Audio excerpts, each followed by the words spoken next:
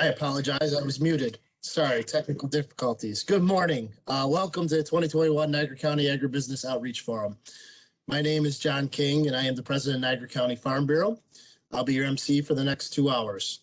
I'd first like to thank all of our speakers today for taking time to be with us and share their valuable information to our guests this morning. 2 years ago, we kicked off our first Agribusiness Forum with great success and look to continue that momentum into 2020. Unbeknownst to us would be the pandemic of 2020, resulting in the cancellation of our program last year, amongst a number of other limitations, including new ways of communicating and doing business in general. So today we look to pick up where we left off and continue to provide those valuable resources for our farm businesses and farmers. Some housekeeping for today as we go through our presentations. There will be a Q&A tab available to your right for questions, and given enough time, we will address these questions at the end of each presentation. For our audience members, you will be muted, so you'll have no audio capability, but please type any question or comment in the sidebar and we will address those and monitor them as we go. If you would like to direct a specific question to a speaker, just write their name and then your question. And that will be the easiest way to identify who will address the question.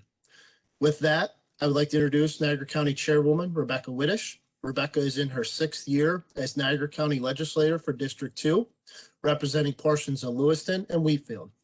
In 2020, Becky was chosen by her colleagues to serve as Chairwoman of the Niagara County Legislature, the first woman ever in Niagara County to hold that role.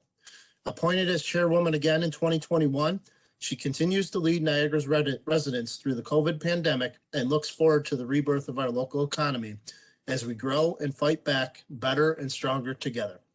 Please welcome Rebecca Whittish for your opening remarks. Good morning, everyone. On behalf of the Niagara County Legislature, it's my pleasure to welcome you to the second Niagara County Agribusiness Outreach Forum and our first virtual event taking place over 2 days this week. I want to thank the Niagara County Center for Economic Development, Cornell Cooperative Extension of Niagara County, Niagara USA Chamber, NCCC Small Business Development Center, Niagara County Farm Bureau, Nutrien, and National Grid for spearheading and sponsoring this event. Agriculture continues to be an important sector of Niagara County's economy. According to the most recent census data, there are 690 farms in Niagara County covering 140,259 acres, or about 42% of the total landmass in the county. Niagara County ranks, hold please, lost my notes. Niagara County ranks 18th in New York State with 118.6 million in market value of agricultural products sold. Cropland makes up the greatest share of land, and wheat, corn, fruits, and vegetables rank in the top 10 in statewide commodities, and 5th in the state in market value of products sold. Those are impressive numbers. Over the past 18 months, the Niagara County Legislature has adopted 2 key initiatives related to agriculture. The various Niagara County agricultural districts were consolidated into one district, and the Niagara County Agricultural and Farmland Protection Plan was updated. We're confident that these initiatives will assist with strengthening the agricultural community in Niagara County, both now and in the future. Today, we'll have the opportunity to hear from a number of Niagara County agribusiness professionals who will cover the topics of crop diversification and agritourism. You'll also learn about the Food Safety Modernization Act, Cornell Cooperative Extension's regional agricultural teams, and the Beginning Farmer Training Program. Thursday's topics include succession planning and labor issues, and you'll also learn about low-cost power programs and services offered by the NCCC Small Business Development Center, Niagara County Farm Bureau, New York State Department of Agriculture and Markets, and the Niagara County Center for Economic Development. The information you receive from this forum can assist you whether you're just getting started or are a seasoned veteran of the agricultural community. Once again, thank you for attending this year's forum and for all you do to help make Niagara County great. Thank you. Thank you, Becky, and thank you for taking time out today to join us.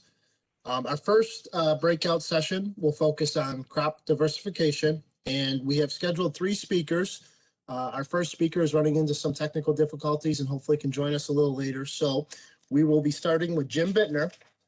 Jim is the managing partner of Bittner Singer Orchards, a 400-acre fruit farm located in northern Niagara County in Appleton.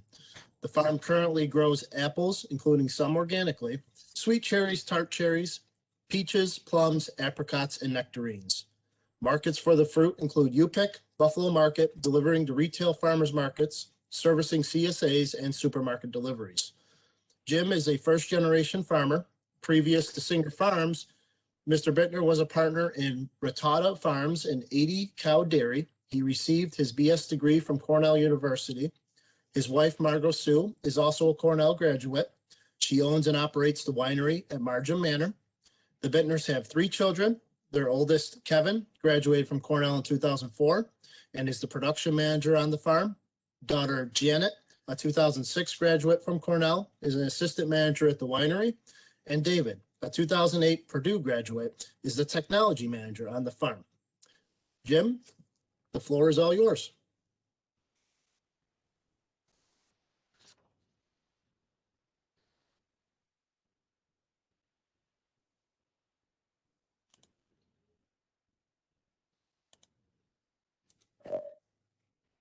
Is because I'm a first generation farmer. I'm not as afraid to try new things compared to somebody who's been in the business for many generations. Go ahead and advance the slide. When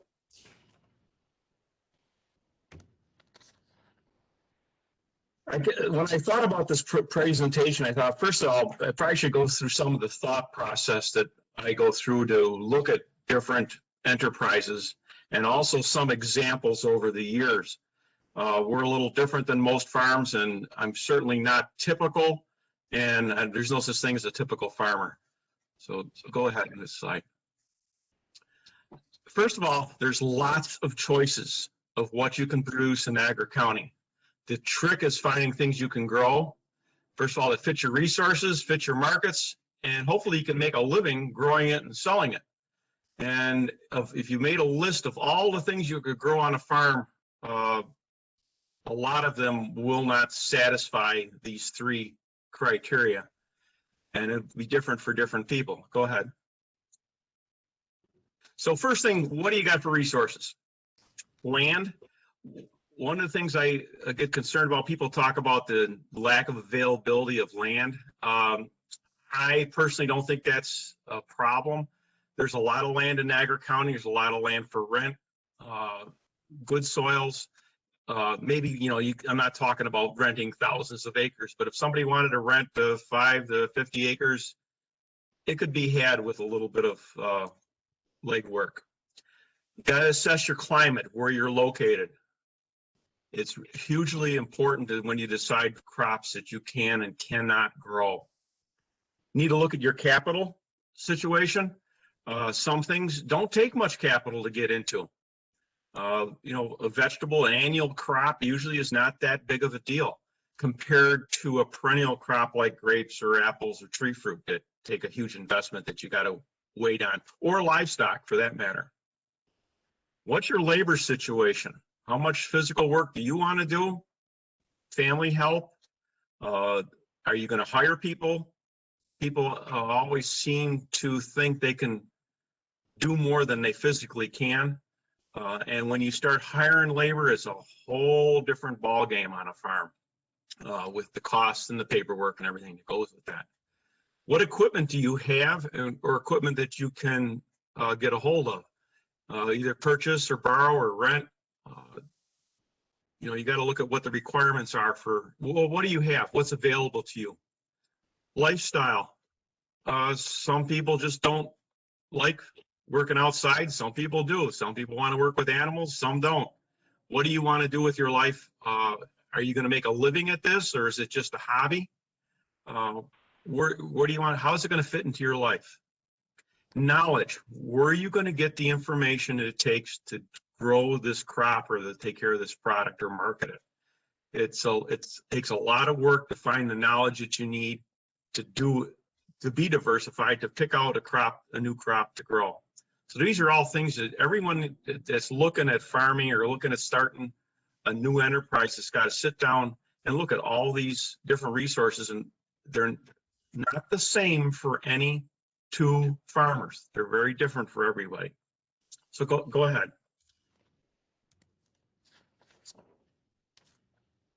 So what are my resources? First of all, we're right on Lake Ontario.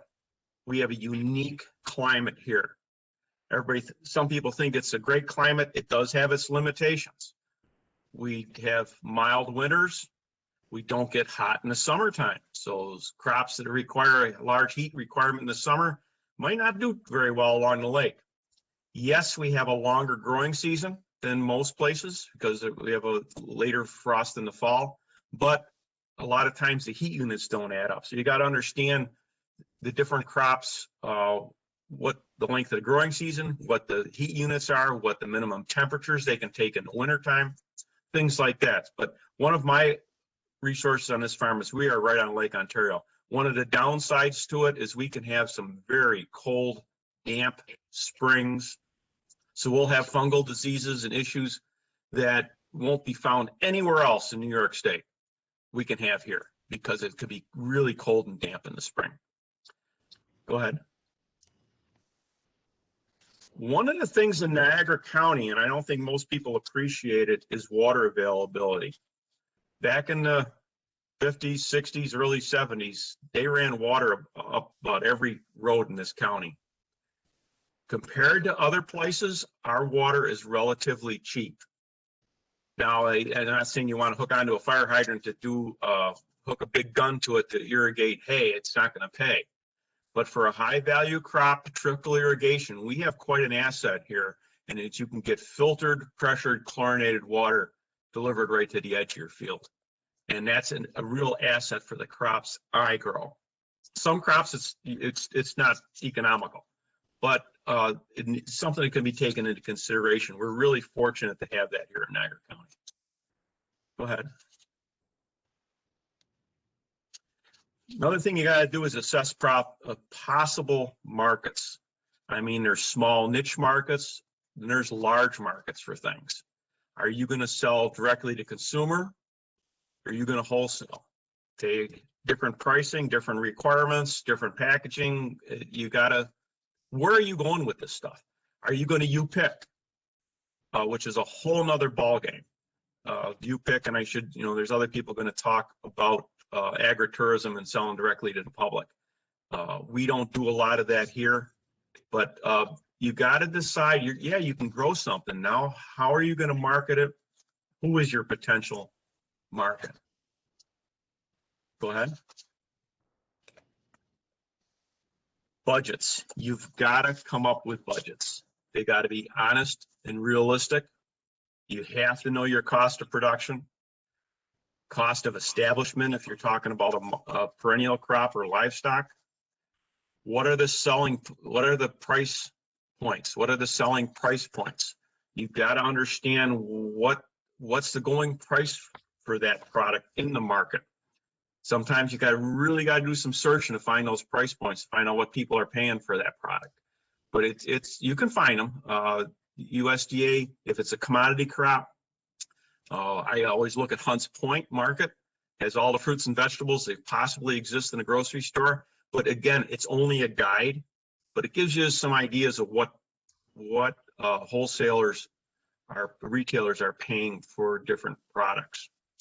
What's the required investment? As I said before, some products, if you're going to put a perennial crop in, it can be a huge investment.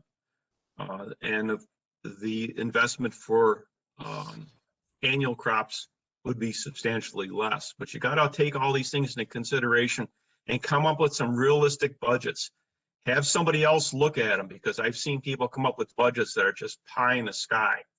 They'll look at what the retail price of something is, even though they're not going to be selling retail. They're going to be selling wholesale, and they might recover half of that price. So you got to be realistic in your budgets, and I would really encourage you to have somebody take a look at them and try to poke holes in it. And don't take offense if they poke holes in it. You need somebody who'll give you an honest opinion if your budgets are realistic. Go ahead. You got to do your research. You know, R&D, some places we call rip off and duplicate instead of research and development. It's finding things that people are doing that maybe you can do. There's some conferences around the country that are, I know one in particular, it's referred to as rip off and duplicate. They have people make presentations of what they're doing and people just take it home and apply it to their own operations. But you gotta do your homework. Personally, myself, I feel visiting supermarkets is a great first step if that's the kind of product you're growing. What's being sold in the supermarket? What are they getting for it? It's kind of deceiving in a supermarket what volume they're selling. Just because it's a lot of shelf space doesn't mean they're selling a lot of it, or just because they have it in the supermarket doesn't mean they're selling a lot of it. So you got to be careful there. But you know especially if you can stand around and see when they're replenishing stuff. I jump at the opportunity to do taste testing in supermarkets for some of our products, and it's fascinating to watch consumers and why they buy things and what they buy. So I just love going to a produce section of a supermarket. My wife loses me there all the time. She's ready to check out, and I'm still in the produce section looking at things. You need to listen. You need to talk to a lot of people, but you only talk when you're asking questions. Listen to people who have been in the business, who have tried different things, and even though you might not agree with what they have to say, you've got to take this stuff into account. Listen to people that have some experience. Cornell Cooperative Extension is a great resource for growing anything. Usually you can find somebody somewhere in New York State in Cooperative Extension that's involved in some product, whether it's a fruit, vegetable, livestock, whatever, and bounce things off them. It's amazing. You can find somebody who really likes the idea of talking to somebody about what they're doing as far as research and extension. So they are a great resource. Find growers who are doing it, or in my case, I found it even more important to find growers who have tried it and walked away, and ask them honestly, why aren't you doing that anymore? And listen to what they have to say and take it to heart. Just because somebody quit something, though, doesn't mean it's a bad idea, but you got to understand why they walked away from it. Times change, prices change, technology changes, markets change. So maybe what happened to them 2, 3, 10 years ago doesn't apply today, but still, it's good information to have what other growers are doing, and what other growers are doing, and especially if they no longer do that, why not? Small test plots. I test tons of things on this farm. Sometimes we don't, I'll plant varieties of something that have a pretty good chance of failing. They came from California, they came from a different climate, but every once in a while we find a real gem that grows well here and we run with it. So we're always testing, whether it's on this farm, it's cherry varieties, peach varieties, things like that. Tell the nursery, send me 10 trees and we'll put them in and see how they do. So don't be afraid of trying small test plots. If it's an annual crop, start small, try a little bit of it and see how it works for you. See what the insect and disease issues are, see if you can sell the thing, see if you can grow it. So don't be afraid to try small test plots of something. We've always got them here. The biggest problem I have with small test plots is we will plant something and then sometimes not follow through with observations and watching it. And then wintertime comes around, somebody says, well, how did that ever do? And I scratch my head and say, well, I never looked. So we've gotten in the habit of planting test plots right out the back door, so you got to trip over it all the time and see it, and observe what's going on. Go ahead, Darren. I'll give a warning, beware of shiny pennies. That's been my motto lately. New sexy things that are attracting outside capital are always dangerous. And people jumping into something they have no idea what they're doing. There's example after example of a new product that gets a lot of press, everybody wants it, and it quite frankly, it said it attracts outside capital, people that got retirement money, want to change their life, want to do something different, and they jump in head first without doing their homework. And there's nothing worse than trying to grow a new product that has a limited market and everyone has jumped in it. So just be careful of that. I'm not, some of those shiny pennies are worth time picking up. Some of them maybe you should leave right there. So just beware of these two things. It's something that's just attracting people from the outside in any large numbers, or when you see people diving in head first with no idea, maybe you should sit on the bank for a little bit and see how deep the water really is. That said, I can show you other examples where it was the first people who got into growing something, developed the market, and doing okay with it, and then the people that tried that market a couple of years later really got shut out because it was already supplied. Whoever the buyer was happy with who they had. Sometimes it's good to be on the cutting edge of getting into something. Sometimes the cutting edge turns into the bloody edge, and you just have to ascertain which is it going to be. It's really, your opinion and a little bit of luck, but just be aware that these are two dangers I see out there a lot. Go ahead to the next. Some of the risks. Got to understand New York is a high labor state and it's getting worse. If you are going to grow a crop that has a high labor requirement that you can't supply the labor personally yourself, it could be a problem. We're in the H2A program on this farm. So that means the minimum wage on my farm right now is $15 an hour and has to go up from there.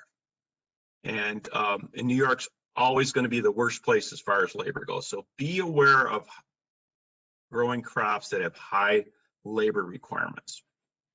Another thing is, quite frankly, this is not an affluent area. There's not a lot of excess income in general, on average, in Western New York. Yes, there are affluent neighborhoods, and maybe that's what you got to be targeting. But you hear of things that people are doing outside of Boston, out in San Francisco or Los Angeles that ain't going to work here because you don't have the volume of people with the money in their pocket. So just be aware of that. But the caveat is there are people, it's just not as common as some other places in the country.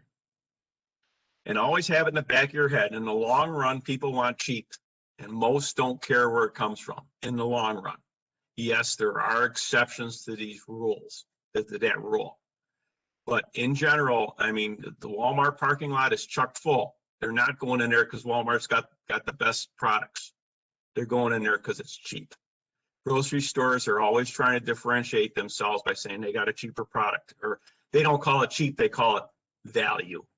So just be aware that, in the long run, it's a problem. But if you can carve out a niche, if it's a small market product, and you can carve out the people that are willing to pay for it, good for you. And that's what you need to do. The other thing I didn't put in here, and I thought about it later, some people depend on surveys, consumer surveys of what they want, what they're willing to buy. And I'm here to tell you, when they do consumer surveys, people lie like crazy. Do never, ever trust a consumer survey when they just ask a question, because 9 times out of 10 people will answer what they think they ought to answer. The classic example is, I can go into example in Ontario, Canada, where they got a permission from Loblaws to do a study where they would survey people. Local peaches are in the market. You're going to buy some today? Everybody said, yeah. Then they went to the counter and saw the local peaches. They weren't quite as red. They weren't quite as big. Guess what? They bought the California peaches. Okay, they lie. You got to pay attention to what people actually purchase, not what they say they're going to purchase, because what they say usually is not what they actually do. Go ahead. Disclaimer. No two farmers are the same. Everybody's got different resources. Everybody weighs these risks differently. Everyone's conclusion is going to be different. Just because I walked away for something or won't do something doesn't mean it's bad for somebody else. So there's no such thing as the average farmer. We all think differently. I had a mentor of mine that said if we all thought the same way, we'd all be married to the same person. Everybody thinks differently, is going to weigh these things different. So I'm going to go through some examples of things that we've done over the years. I'd say you might look at the same thing and says, well, I wouldn't do that, or I would have, and that's fine. Everybody's different. Go ahead. Little history, maraschino cherries. At one time, I was the largest grower of maraschino cherries in the Northeast. They were going for yogurt and ice cream. And that's a cherry shaker shaking yellow cherries. It's history. It all went bad. That market's now supplied by the culls and rejects from Washington State from the fresh cherry lines. So there's absolutely no market for small sliced maraschino cherries. We grew a lot of them at one time. It's gone. That cherry shaker is history too. On to the next one. Peaches. On the right, that blurry picture is a tractor trailer truckload of 30 tons of processing peaches on its way to Canada of my peaches. We were shipping 2-3 loads like that a day to St. David's, Ontario for Del Monte fruit cocktail and sliced peaches. The market disappeared. At one time, we grew 100 acres of processing peaches. And we did well with it. We made money at growing them, and the market disappeared. It was great while it's lasted. On the top, those are fresh peaches, so that's what we're growing today. But the processing peach market, I was doing very, very well with it, and the market disappeared out from underneath me. Go ahead. So we're emphasizing fresh peaches, but I'll give you a warning on fresh peaches. We can only sell so many of them. Supermarkets in general won't handle them. This is a sign in a Wegmans store with my peaches in it. And what they usually do is give me 2 feet of shelf space and put a big sign that's 6 feet wide so they cover the California on either side and just make it look homey. They really don't care about selling local peaches. It's just to make it look like they're selling some local stuff.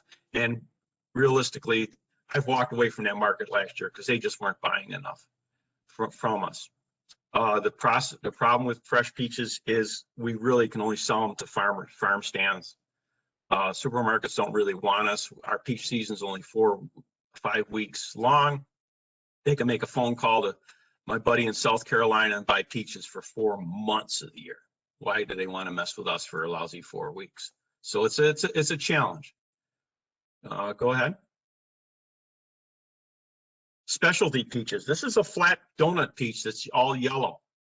Most people will not buy it because of the color. I developed a specialty market in New York City that loves this peach. It tastes great. But in Western New York, nobody will pick it up because of the color. It's all yellow. Looks like a honeydew melon. And but we were able to sell them elsewhere. Specialty peaches, white peaches, nectarines are mainly for New York City, not for local consumption. Go ahead. Those are our old peach trees, planted 20 feet by 16 or 18 feet apart. Tons of pruning, had to use a step ladder to get up to them. Go ahead to the next picture. Those are our same peach trees, 6 feet apart. I'll back up. 6 feet apart with perpendicular V, high yielding, all picked from the ground. So we're still growing fresh peaches, but we had to change the technology. We had to throw away the ladders because they were getting too expensive. We had to plant closer together because we needed them to come into production earlier. You'll see the trickle irrigation under there. All of our peaches are irrigated. You just can't afford to have small fruit. So that's how we're growing peaches. So we're not growing processing peaches anymore. We're growing fresh peaches, that the technology has changed. Go ahead. In 1992, we started a tart cherry pitting plant here in Burt. It was a co-op. There were 7 farmers that built this co-op. We had 12 cherry pitters. We ran for 3 weeks out of the year. We did okay for a while, but that market's completely disappeared. All that equipment's been scrapped. We're done. We just couldn't make money at the pitting tart cherries for cherry pie filling. So that's something we did, worked for a while, and we had to get out of it. We were losing too much money growing tart cherries for cherry pie filling. So that changed. Now we're growing, go ahead to the next slide. Now we're growing tart cherries for fresh. Believe it or not, people want these, especially Eastern Europeans. These aren't the Montmorency tart cherries that are used for pies. These are from Eastern Europe and from Germany, and they're delightful. And we're planting more of these, but you got to find ethnic Eastern European people from Turkey, Russia, Ukraine. They go crazy over this. Also, Iran. Iran is the #2 grower of tart cherries in the world, and they eat every one of them. So if you find some Middle Eastern immigrants love this thing. The other thing we're doing with tart cherries is tart cherry juice concentrate. Quite frankly, if it wasn't for concentrate, we probably wouldn't be growing Montmorency tart cherries anymore. But so this is a new thing for us. Go ahead. Sweet cherries, the most profitable, the most risky crop we grow. Because those ripe cherries right there, if it rains tonight and they're wet for about more than 4 or 5 hours, those cherries will all pop open like popcorn. They crack and then they're worthless. So in a good year, we do very well with sweet cherries. In a rainy July, we've lost the entire crop. It's a very risky crop to grow. Supermarkets want nothing to do with us with sweet cherries because ours aren't as big as the ones that come from the West Coast. And quite frankly, we're not reliable enough because there's no way I'm going to be able to call a supermarket and tell them, look, it rained last night and all the cherries cracked. We're out of business. They're never going to answer the phone again from me. So local supermarkets want nothing to do with our local sweet cherries, even though we have a 5-week season and we can grow some beautiful sweet cherries. So if you're going to grow cherries, you got to find a different market. And also you got to learn how to tolerate the birds and a lot of spraying because they rot very, very easily. Go ahead. Yellow cherries. This is one we tried. This is a wonderful tasting, very, very sweet yellow cherry. We had a lot of interest for export for this thing, but we planted test plots of it and it showed every single bruise. You just touched it and it showed. So we had to quit growing that. Go ahead. Apples. We still are 50% apples. Those are the big old apple trees. That happened to be a certified organic block. That was cut down. We cannot grow apples like that anymore. The labor of growing them and the quality, lack of quality, those trees are coming out. Go ahead to the next one. We'll go quick. That's what that orchard turned into. Firewood, not for stoves, but for smoking meat. These things are actually going out to be chipped, to be packaged in those little 2-pound boxes for people to smoke their meat. Made more money on that firewood than I did on the apples that came off of that orchard. But you only do it once, of course. Go ahead.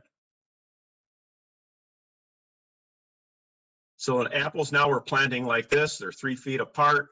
Rows are 12 feet wide at maximum. We probably should be planting them at 11 or 10 feet wide. And we're just growing a broomstick with little branches on it to get lots of apples quickly and high quality. This is the only way we can plant apples, but you're looking at an investment of $20,000 an acre to plant those apples. Go ahead.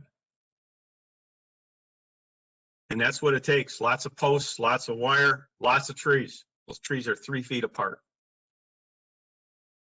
Go ahead. Controlled apple varieties. This is a Snapdragon that we've invested a lot of money in. No one outside of New York State's allowed to grow this apple. It was developed at Cornell University. A group of growers we formed a company and we bought this apple and another one called Ruby Frost from Cornell, and we have exclusive rights to market it. So every Tom, Dick, and Harry can't plant this apple tree. Washington State can't plant it. It's an exclusive. And we're going to more and more of these. So this variety is patented and the name is trademarked. And I'm one of 120 growers in New York State that's allowed to grow this apple. And we market it together. But that's the way it is. That's how we can get a premium price for something. We're doing the same thing. I'm doing the same thing now with some tart cherries that I've gotten from Germany. I'll have exclusive rights to those. Because if every Tom, Dick, and Harry does it, you're not going to make any money at it. So go ahead.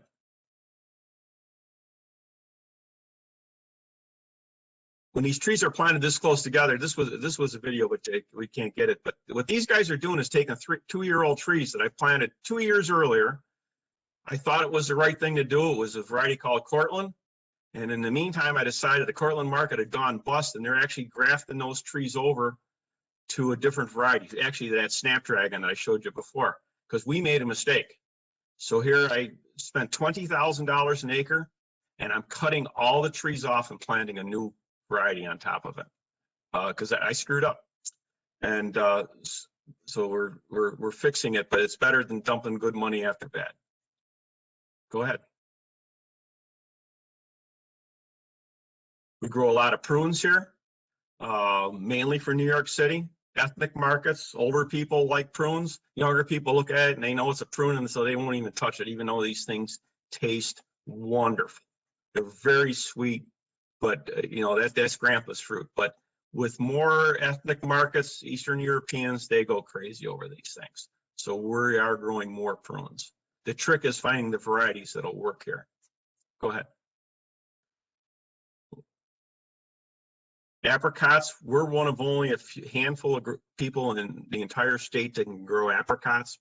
They have to be right on Lake Ontario because they will bloom with just a little bit of warmth in the spring. My apricots, I was out this morning, they've already started to move along because of the few warm days we've had. They have to be right on the lake to stop them from blooming too early, because you'll lose the crop.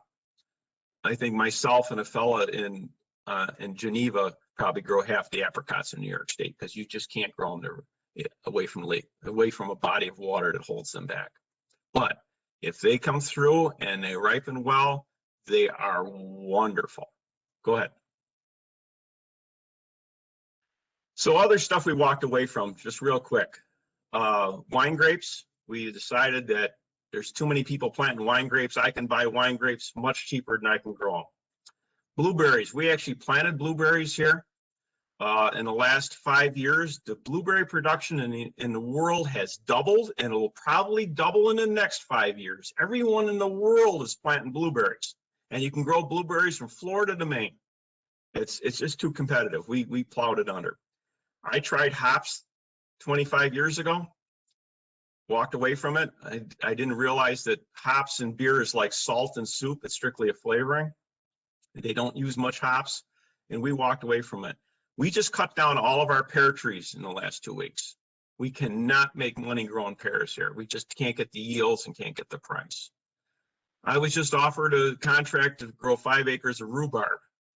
We spent 2 days researching it, putting budgets together. The labor requirement just killed it. You're going to lose our shirt growing rhubarb. There is a market, there's a demand for it. I don't see how you can possibly do it unless you want to work for nothing. American persimmons we planted.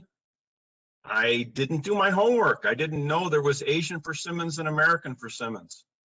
If you're going to plant persimmons, plant Asian ones. American ones are terrible. Hemp we've looked at. For now, we're sitting on our hands. We grew a bunch of hemp in 2019. That market and growing has got to shake out yet. There's a lot of upheaval there. So, I mean, we're sitting on the sidelines because we could grow hemp here. There's no problem. But whether you're going to grow for CBD or for fiber or how you're going to do it, again, you're going to have to watch labor costs on that. Go ahead. I guess that's about it. I think the important thing is, though, my conclusions might not be I'm sure wouldn't be any other people's conclusions. It's just what we've developed on our farm works for us, or what doesn't work for us, and it could be completely different for a different person with different resources and different ideas of how they want to live. I guess that's it. I'd glad to answer questions now or later. Thanks, Jim. Yeah, we'll hold off on questions and after Tom's presentation. I encourage people in the sidebar to submit your questions, and we'll get to them here at the end. As you can see, there's a lot of trial and error, a lot of risk reward. So feel free to reach out to Jim with questions. Our next speaker is Tom Zulist. Tom is a co-owner of Singer Farm Naturals, LLC. Singer Farm Naturals has become a leader and a pioneer in educating consumers on how foods can affect human health. In 2009, Tom started manufacturing, distributing tart cherry juice along with an education campaign for consumers. Tom now distributes in excess of 500,000 pounds of cherries annually in the form of concentrate. Tom grows and teaches about garlic and most recently started growing hemp. Both crops have the most genetic connection to the human genome, and Tom's goal is to educate and make a difference in the health and welfare of our community. Tom, the floor is yours.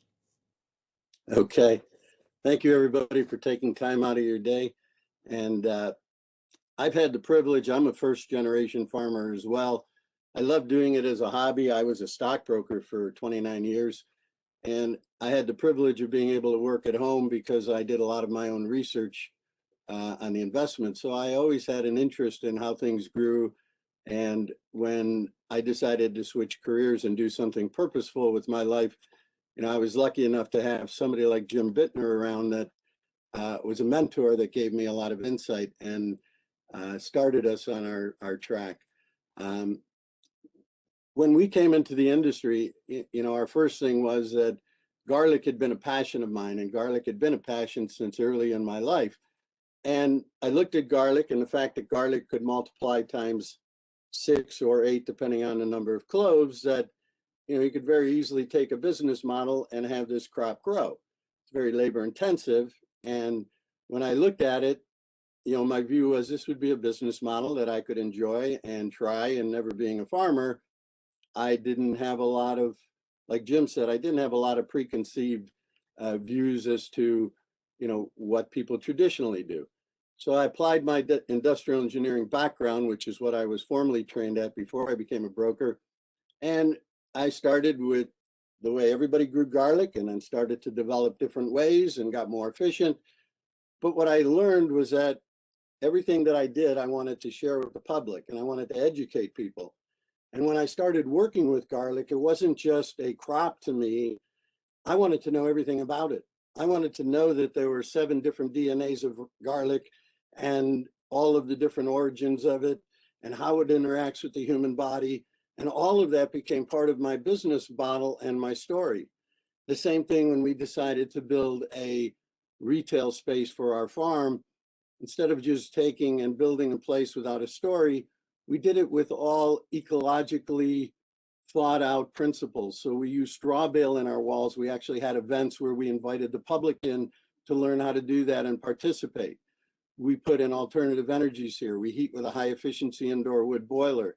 So all of the things we did with purpose to be able to educate people, because my whole view in coming into this was, if I can educate people and let them become part of something and learn something which is value added, then I've got a business model, and then I've got a customer base that's going to stick with me. We can go to the first slide. So this is one of our diversifications, and this is the most recent diversification, and this is hemp. And I got involved with hemp in 2019. It was the second year that licenses were available.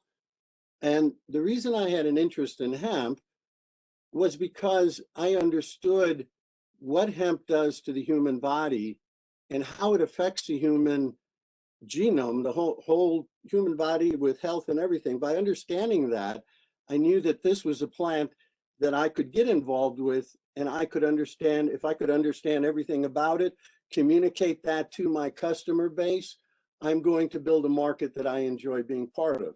And that's exactly what happened. In 2018 and 19, we grew our first crop, but we didn't start out with 10 acres or 5 acres or even an acre. We grew 100 plants of each variety, and we had 3 varieties, so 300 plants.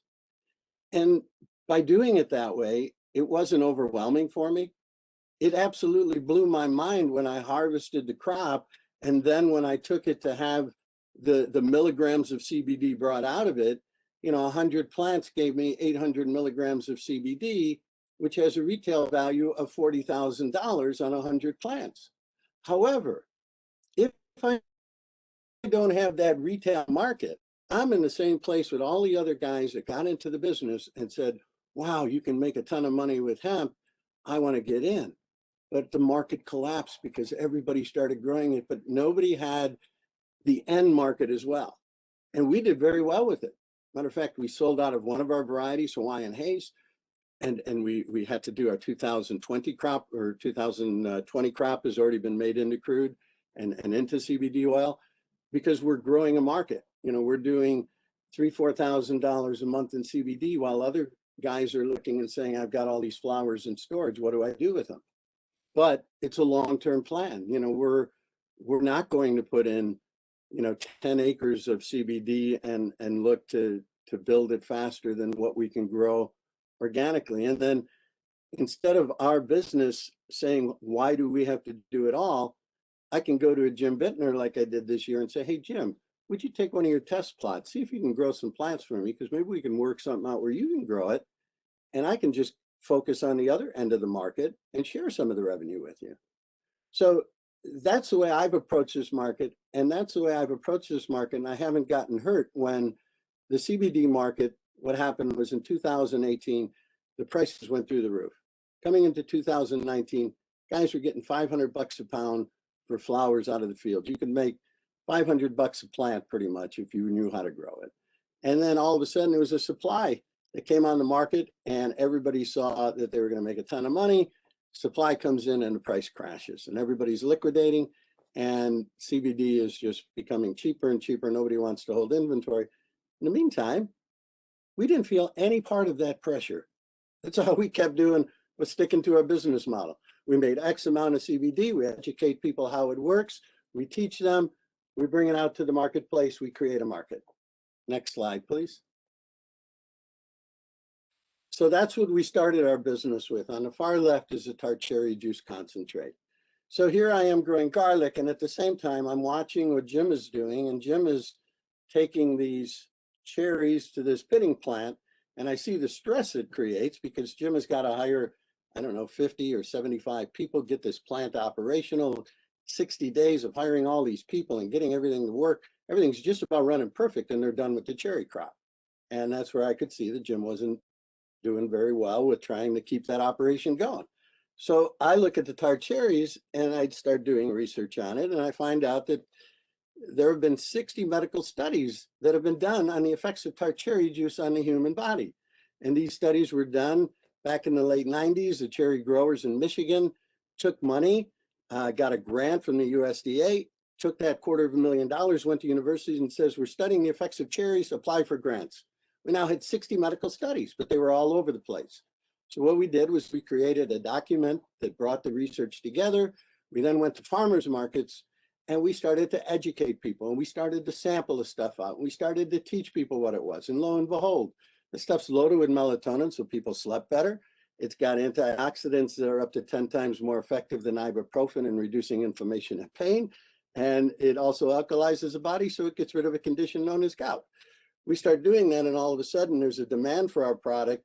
And then we go to the next step, which is to go to people like the co-ops and say, look, we have a market for this. Would you consider carrying this?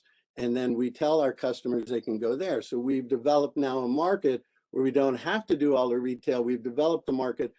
People now go into our retailers, and we got it. We have 35 people between Buffalo and Rochester carrying the product now. We also started a market for the frozen IQF cherries, because there's a demand for those. People want to have frozen IQF. So now we buy those, we repackage them, buy them in 40-pound boxes, put them in 4-pound bags, and our customers can buy those, and they buy them through us or through the retailers that carry another product that's complementary. And we have dried product as well that we buy.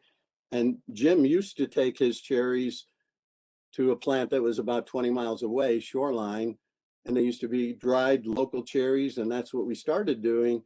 And then what happened was that plant closed, moved to Michigan, where there are much more cherries being grown and they had a more efficient system.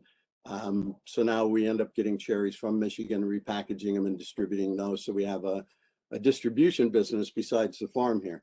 Next slide.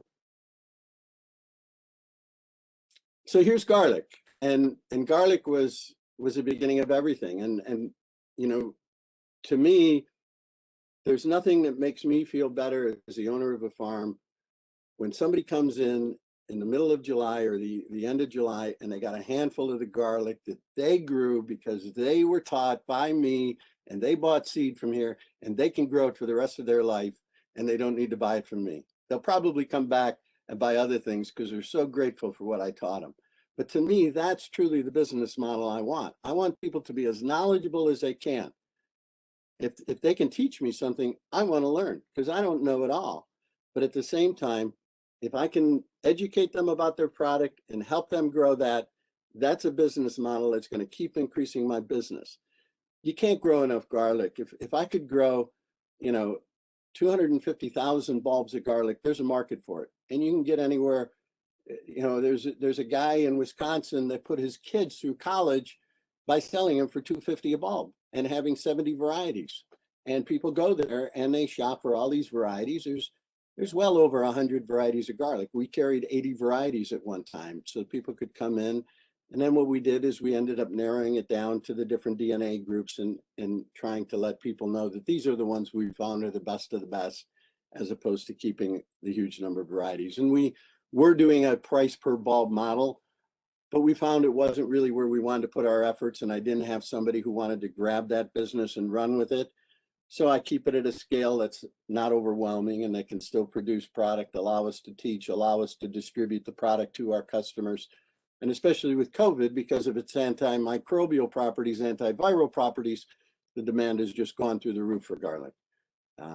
But very cost, labor intensive. There's 21 interventions with a human being from the time you plant, which you plant in the fall, till the time you harvest in July.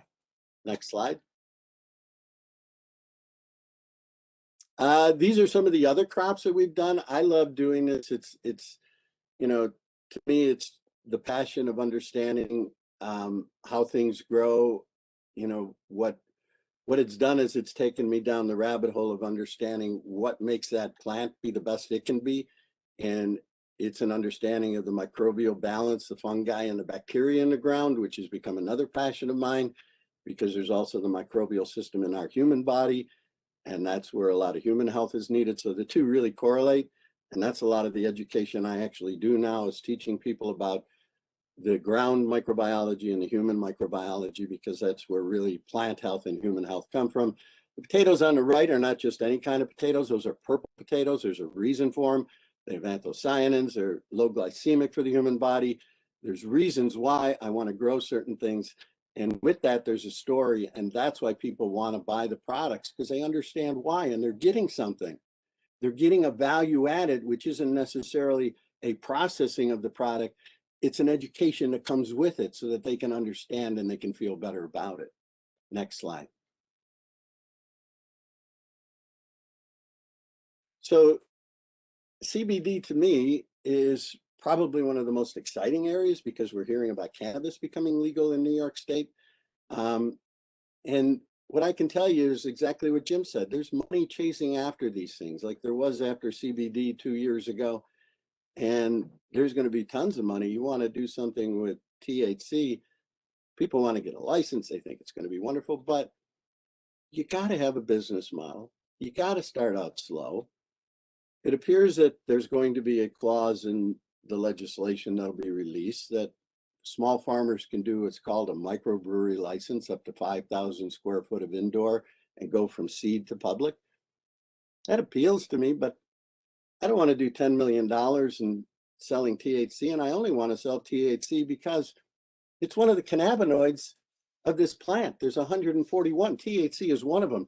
The other 140, what's going to happen is that when this is legalized nationwide, all of the universities in the nation will now be able to study the effects of CBD and THC on the human body, because they haven't been able to, because it's a class 1 drug. With all of that knowledge coming, and the knowledge we have is how it interacts with the human body, this market is going to grow with all that research coming out now. So I want to get involved, but I want to do it for the right reasons, the health aspects, not the high aspects. The high aspects will be a blow up market, and then it'll collapse because it'll be more efficient. So that's my business model. And I hope that gives you some ideas as to how to look at things, or how I look at things with an outside view. You know, I look at the CBD market and I have customers that come in here. Why? Because they're getting information and they'd rather buy their CBD, and they're able to buy it cheaper, by the way, from me. And they come here and they get knowledge when they leave, and they understand how it's working, as opposed to getting this magic liquid in a bottle and they put it under their tongue and they walk out. Not what we do, not what I want to be involved with. And that's our business model. Next slide. Thank you. Any questions? Feel free to put them out there. And one thing that I learned is that this community is amazing. The farming community, you know, people have no secrets. They just want to help you. Jim Bittner, my God, if there's anything I need, that man is the first man to say, what can I do? And it's been a great help, because I wouldn't have been able to grow this business without the community helping me the way they did. Rich and Bree from Lockport, amazing people, you know, just supportive and helping. And, you know, it's a great community. It really is. So reach out. People are there. Thank you, Tom. Excellent job. Lots of information. You know, I think what these two, you know, have brought to the table is know your product, and there's a lot out there if you do your research, and you know, anything's possible, and there's a lot of trial and error, and you just have to perfect it. I believe there's a question, Amy, real quick for Jim. Yeah, so there's a question for Jim, but I also just want to remind all the attendees, if you put a question in the Q&A, please put it to all, because if you don't put it to all, we won't be able to see it, and the panelists themselves aren't monitoring the Q&A. So the question that came in for Jim was, can you repeat the guide resource you mentioned for product pricing? Go to USDA, what do we call it? The marketing service. There's another initial I'm missing, but Google Hunts Point. Hunts Point is the food terminal in New York City. It's the largest, I guess it's the largest food terminal in the country. And USDA is in there every day, and they post the prices that things are selling for. It's not an easy report to read. You gotta study it. But everything from artichokes to zucchini to whatever's in season that's going to New York City is in that report. But it's a challenge, because different size boxes, to understand the grades, understand the size of the fruit, how they talk about it. But again, it's not it's not the end all, because yes, it handles a lot of fruit, but that's not the stuff going to the supermarkets. It's going to bodegas and small places in the city. But it's a large volume, and it's a benchmark. Let's put it that way, because we have a tough time. You know, price discovery is a difficult thing for agricultural products, to find out what is the market price for something. It's not easy, but that's one resource, is the Hunts Point Market in New York City. Thank you, Jim. It looks like Bree posted that website, so we'll make sure that we get that out to everybody after the meeting. I'm going to keep the panel moving along. I know we have another question. Okay, do you want to do the question now, or do you want to wait? We'll address it at the end. Let's keep moving along and move on to the next section, and maybe Tom can address it later on, or we can email Tom and he can provide the answer for that. But thank you, gentlemen. So our next section, we have three panelists on that are going to speak briefly on just some of the resources available to growers here in Niagara County and throughout the state. First, we have Rich Woodbridge.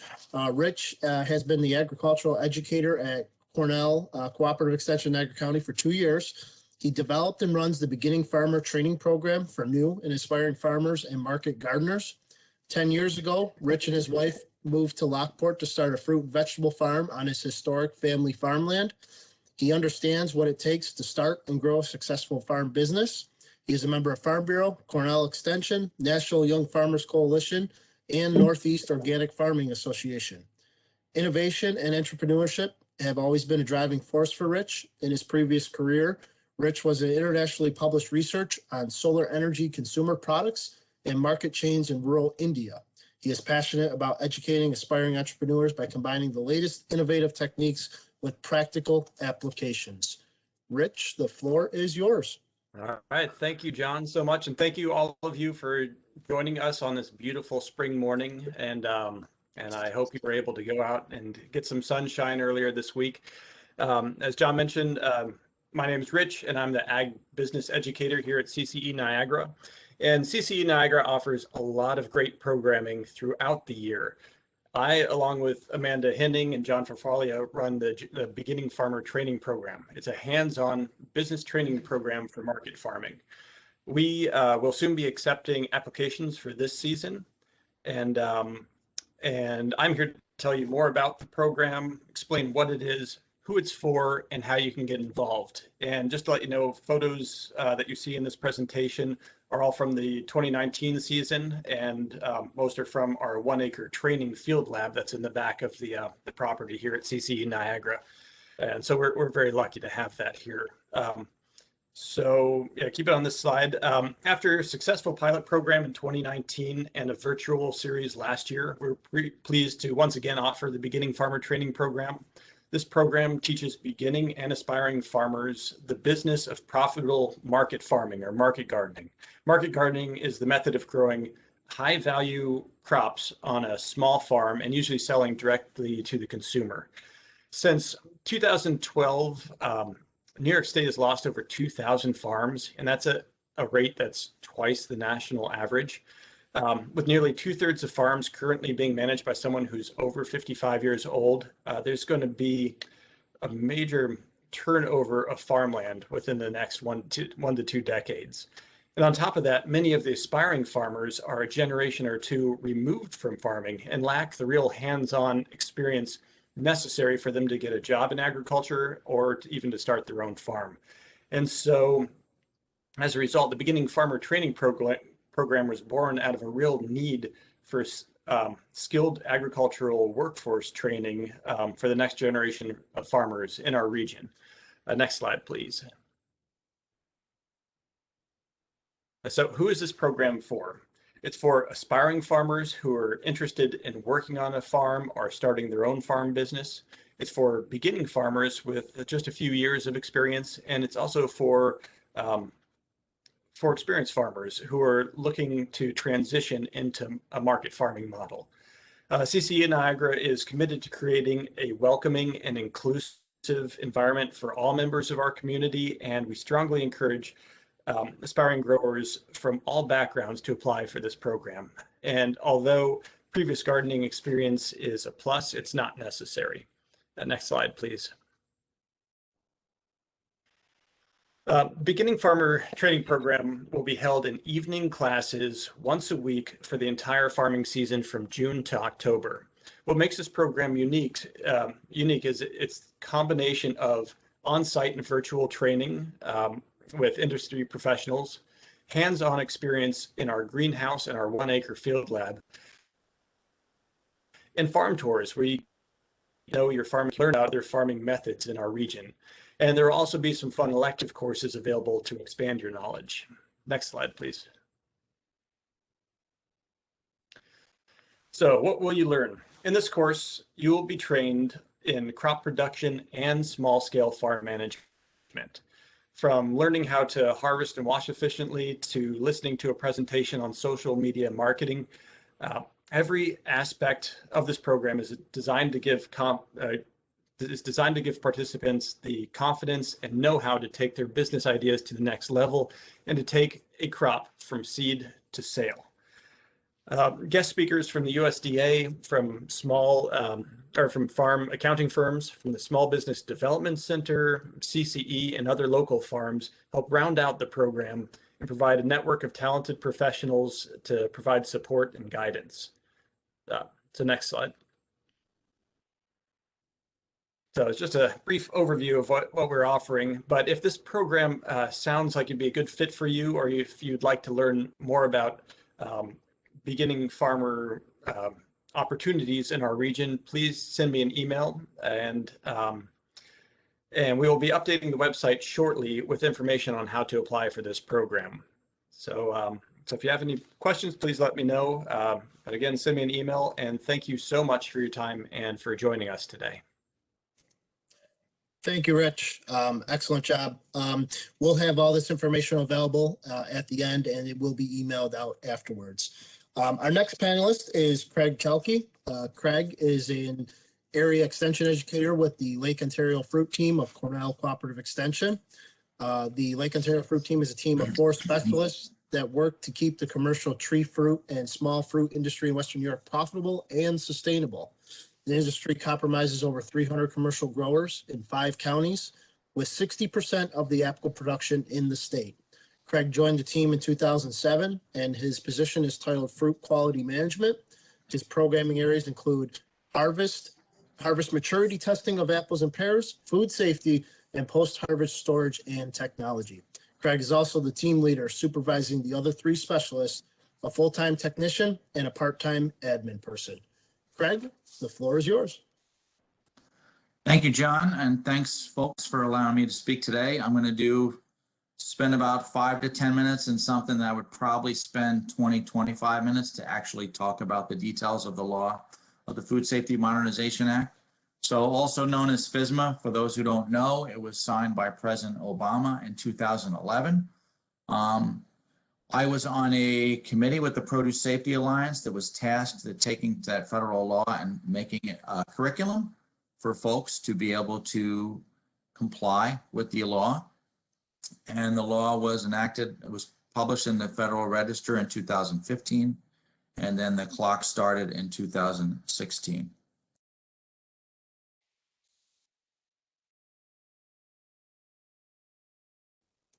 I just muted myself. So FSMA is actually 7 different rules. The one that we focus on is the produce safety rule. The long version is for the storage, packing, and holding of fresh fruits and vegetables for human consumption. There's also 6 other rules that are listed here. The other one we deal with is called the preventative controls for human food. So folks that, folks that would slice fresh apples, they would follow the preventative controls. Mott's or Meyer Brothers would follow preventive controls. So there's also training programs for that. But the one that we focus on the growing end for growers is the produce safety rule. Next slide, please. So it is the first ever mandatory federal standard for growing, harvesting, packing, holding of fresh produce. Some growers are eligible for an exemption or exclusion based on several things. Commodities grown, is it rarely consumed raw? Is it something that is processed like a kill step? If you grow all of your apples for juice, for Mott's or for sauce, for Meyer Brothers, there would be a kill step there, so you would get an exemption. Produce sales, I'm going to talk about these in detail in a little bit. And then there's a qualified exemption based on your annual food sales and sales to qualified end users, which are like direct marketing. Ultimately, all growers should understand and take action to reduce food safety risks on the farm. Most of the growers that I work with have been doing food safety for many years because they have what's called third-party or buyer-driven audits. For instance, Wegmans requires anybody who sells them fruits or vegetables to go through a certain type of audit.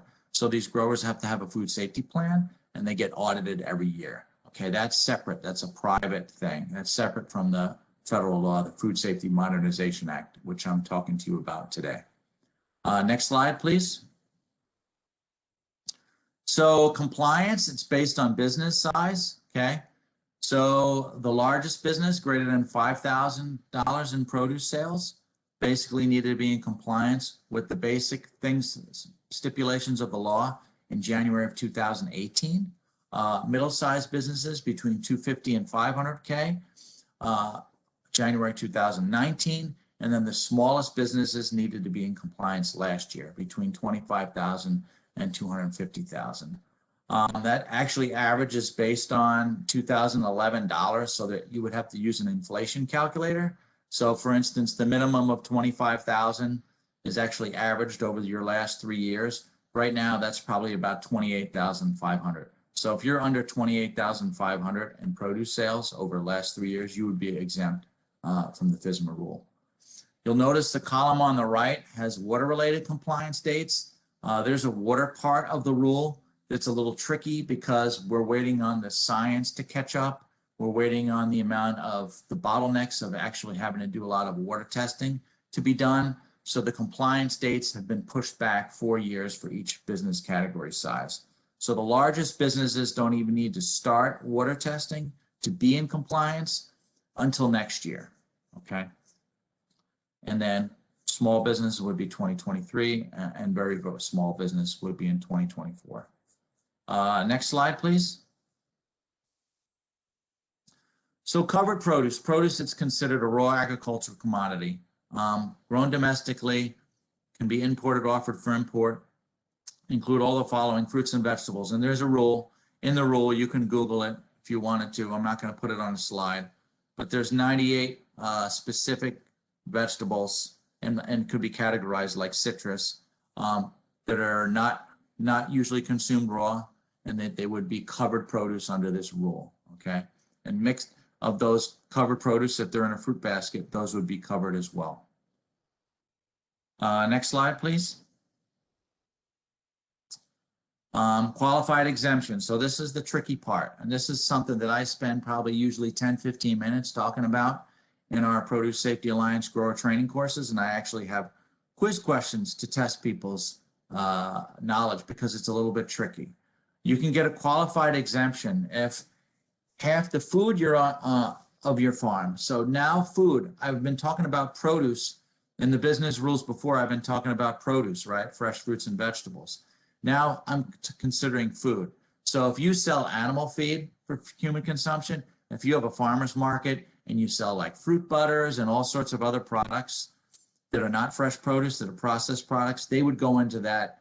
They would go into that calculator for this part of the rule, okay? And then there's qualified end user, okay?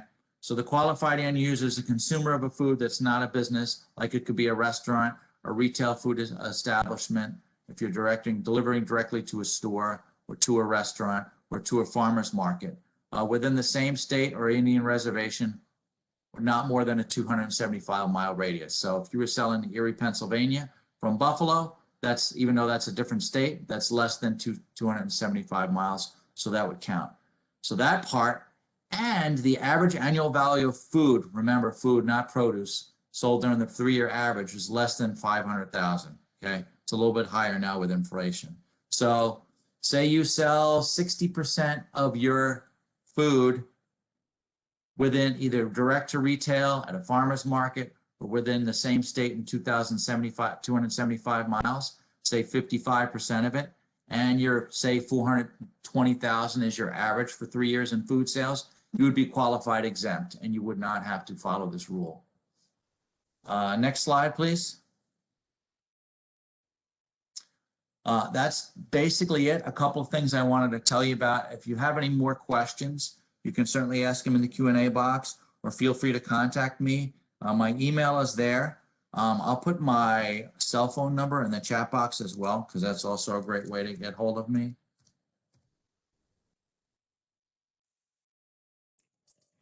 Okay. Thank you, Craig. People might have questions about this rule. There is one of the requirements of the rule is you have to take you have to be exposed to this curriculum, of which the curriculum that we do is through the Produce Safety Alliance. It's called a grower training course, and we've been giving them virtually for the last year. So that's one of the main requirements. If you think you need to be in contact, if you need to follow FSMA, you can contact me, or if you don't know, I can help you figure that out. There's Produce Safety Alliance training courses online all the time. We are giving the last one kind of before the growing season on April 5th and 6th. It's in the afternoon of both those days from 12:30 to 5 p.m. But folks would have to register Friday online because they have to mail you manuals. They want to make sure they get the manuals in time. If you're already following FSMA, but you haven't had an inspection yet, I recommend what's called a non-farm readiness review.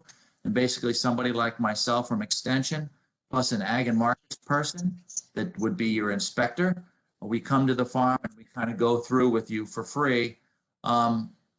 We go over your compliance with the food safety law, and we would also give you pointers to help you in the future. And we leave all our notes at the farm, and you don't get any, it's not a real inspection. It's like a mock inspection. So that's all I have, and I thank you for your time.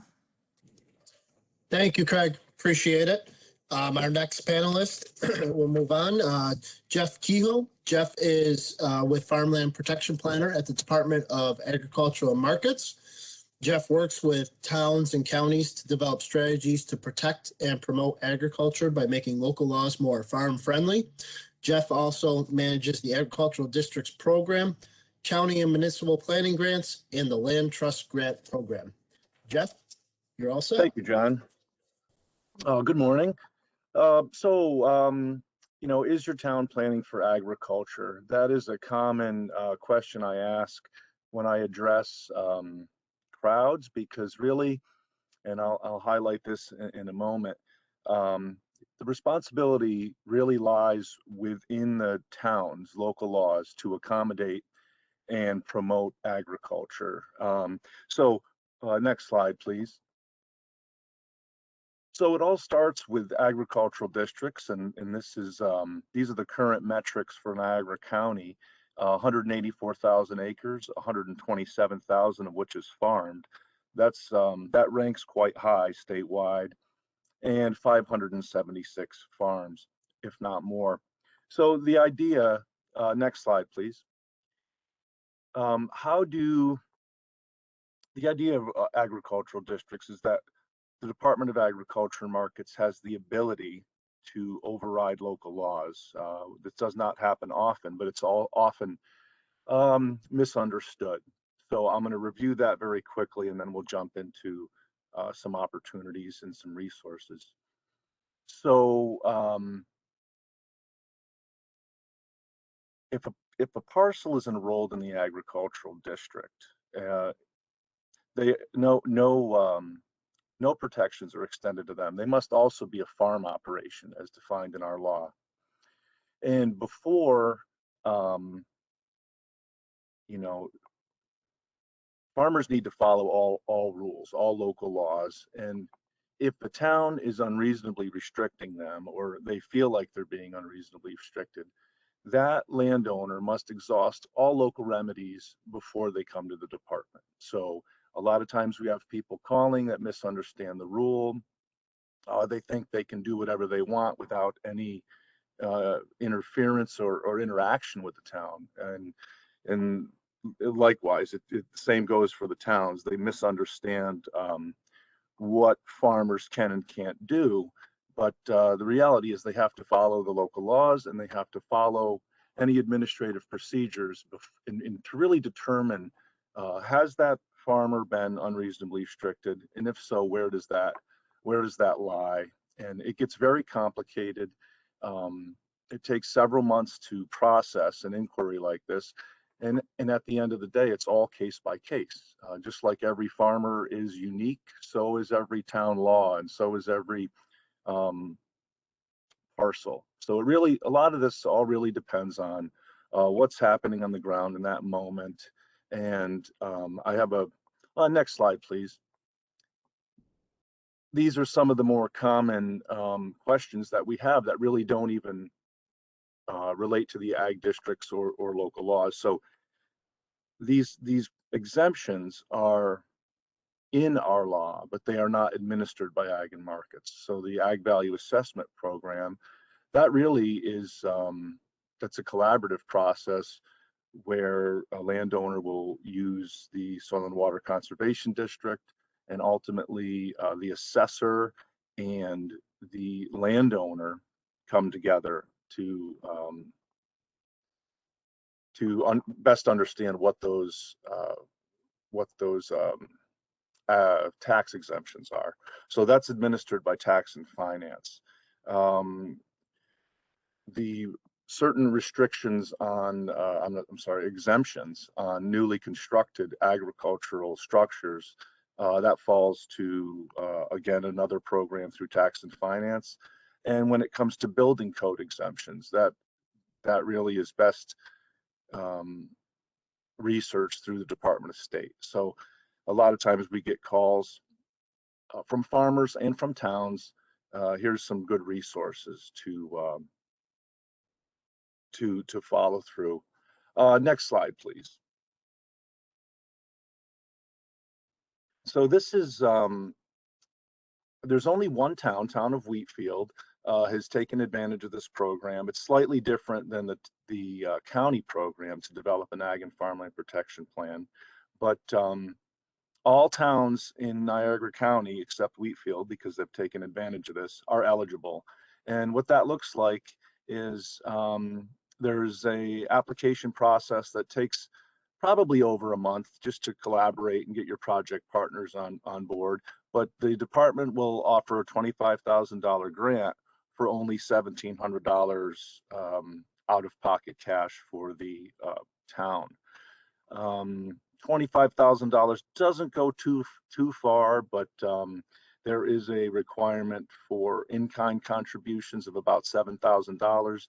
This is really where the power of the planning process comes together through collaboration. You know, one thing I forgot to bring up earlier, in the last couple of years, there's been several retirements in the department, most notably Bob Summers, who handles the 305A and unreasonable restrictions aspect of the Ag District program. So next slide, please.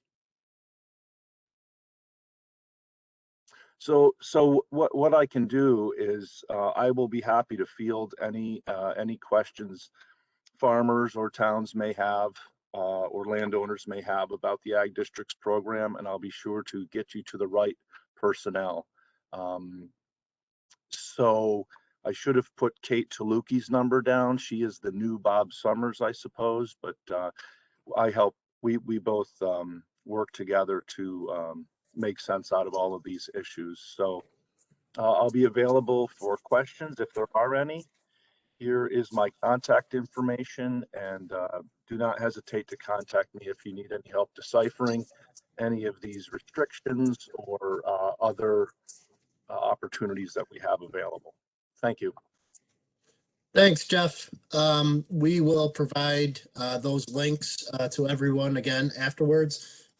One thing, I know Craig wanted to provide his phone number. It's 585-735-5448.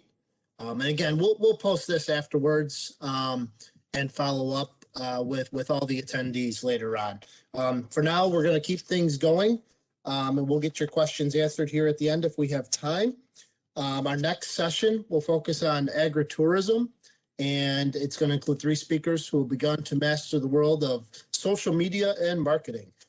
First, we have Melinda Vizcarra, who along with her husband Oscar, after graduating from Cornell University, returned to the small farm that had been in her family since 1894.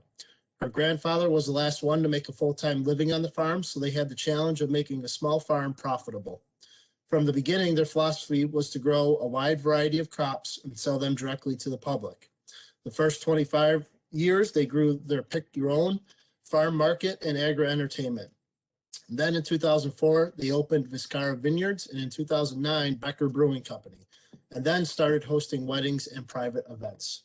Today, with the help of their 3 children, they grow, make, and sell a wide variety of products such as pies, jam, wine, beer, hard and sweet cider.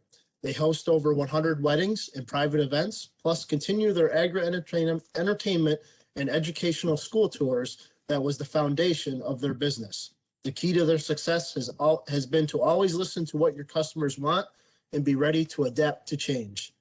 Melinda, you can take it from there.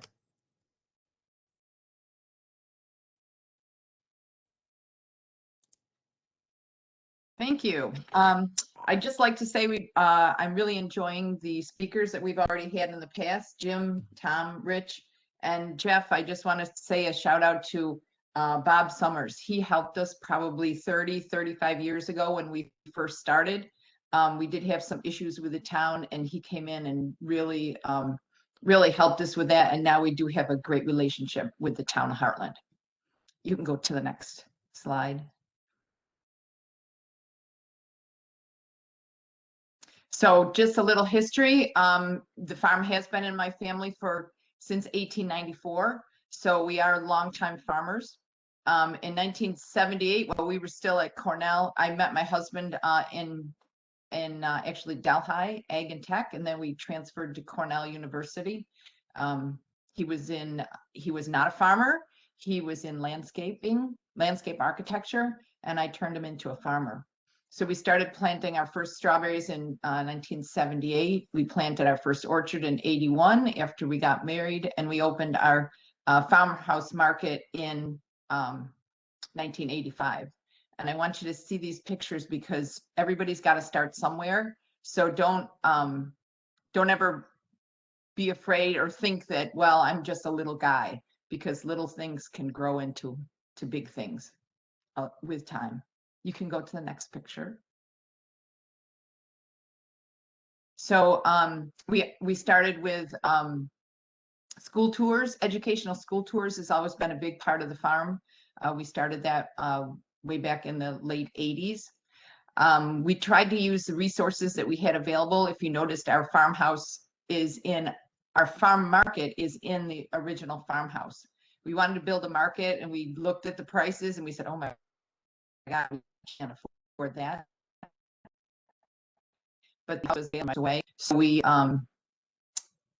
just said, well, it's got a bathroom and a kitchen. We blew out the walls and the doors, added things, and made it into our farm market.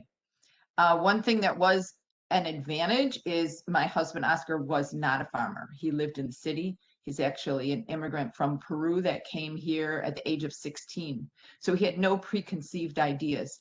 And I got to tell you, people were turning their heads when we turned that little house into a market. It seemed a little bit like sacrilege. But he also appreciated what we had on the farm. We moved the barn. You can see that little barn there. It's now part of our winery and wedding venue. We moved it from down the road because it was an old, beautiful barn that wasn't being used. And he appreciated the old structure and wanted to use everything we had. You can go to the next slide. We also do a haunted hayride. That's what the picture in the corner. So we started our agri-entertainment business, and that was kind of almost by mistake. Since he's a landscaper, he would also always put things out for decoration. We had big hay bales out, and kids couldn't stop playing in the hay, and they wanted to do things. So we realized people want an experience. So we started our pumpkin fiesta as a way to sell pumpkins, because we couldn't sell just pumpkins. But when kids come and play in the hay and have a pony ride and have an experience, then they buy the pumpkins as well. You can go to the next slide. After 25 years of agritourism, we needed we kind of hit a plateau, and we needed more if we were going to be able to bring our kids into the mix. They didn't go to school for agriculture, and we didn't really put any pressure on them to come back. But when we opened the winery in 2004, we were lucky. My daughter had just graduated from Alfred State University with a degree in business. And I think the winery sounded a lot better than just a farm. So she volunteered to come back and help us start. And this is us adding on to that original barn that we built, adding our first tasting room. Everybody does all the work, of course. You can go to the next slide. One reason we started with the winery is because the pick your own was great when we started in the 80s and 90s, but we realized that as society changed and women went back to work, people didn't come and pick strawberries like they used to. I mean, now you can buy strawberries in Wegmans every day of the year. Back then, there was only 3 weeks in the summer that you could get strawberries. So people would come and pick a lot and freeze and can, make jam. You know, we had a discount at 50 quarts. So we realized over the years, people don't want 50 quarts. They want to have the experience of going out to the field and picking a few berries. So we had a lot of excess fruit from the pick your own. So by making wine out of the fruit, we could save all that extra fruit. So what would normally go to waste in a U-pick operation turned into strawberry wine, raspberry wine, blueberry wine. And then we, of course, started growing grapes, and we had lots of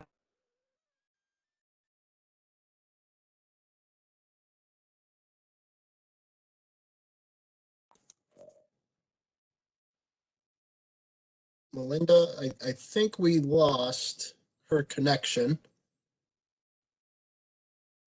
We'll see if she can hop back in. There we go. We lost you for a second, Melinda. Oh, okay. I could still see you and see everything. So Yep, you're good now. my last point. Okay. My last point is that it was important for us. The wine business enabled us to use fruit that would normally go to waste. So we could sell all of our crop at a profit. Like Jim said, it doesn't help if you can grow it if you can't sell it at a profit. So we could make a value-added product and sell it to the public. You can go to the next slide. So this is just some pictures of our first tasting room. Is now used for our wedding venue. Right after we had 2 years in the first tasting room, we had to open the second tasting room, which is also in our apple barn, the barn that you saw being moved. And we have always moved step at a time. Like we got into the business thinking that it was going to be pick your own, and then every year we added something or we changed something. So what we are now is not what we imagined 40 years ago. I guess we couldn't even imagine that big, but we imagined a step at a time, a year at a time. And like I said, Oscar grew up in the city, and he in Lima and also in New York City and Westchester County. So he knew what people that were not farmers wanted, and he always listened to his customers. And then he always does something to change to do that. You could change, go to the next slide. This is our Becker Brewing Company. There we always, like I said, believe in using our assets. We had built this building as our cantina, as our food establishment that we only used in September and October on the weekends, and we sold hot dogs and hamburgers out of it. So we weren't really using it to its full potential.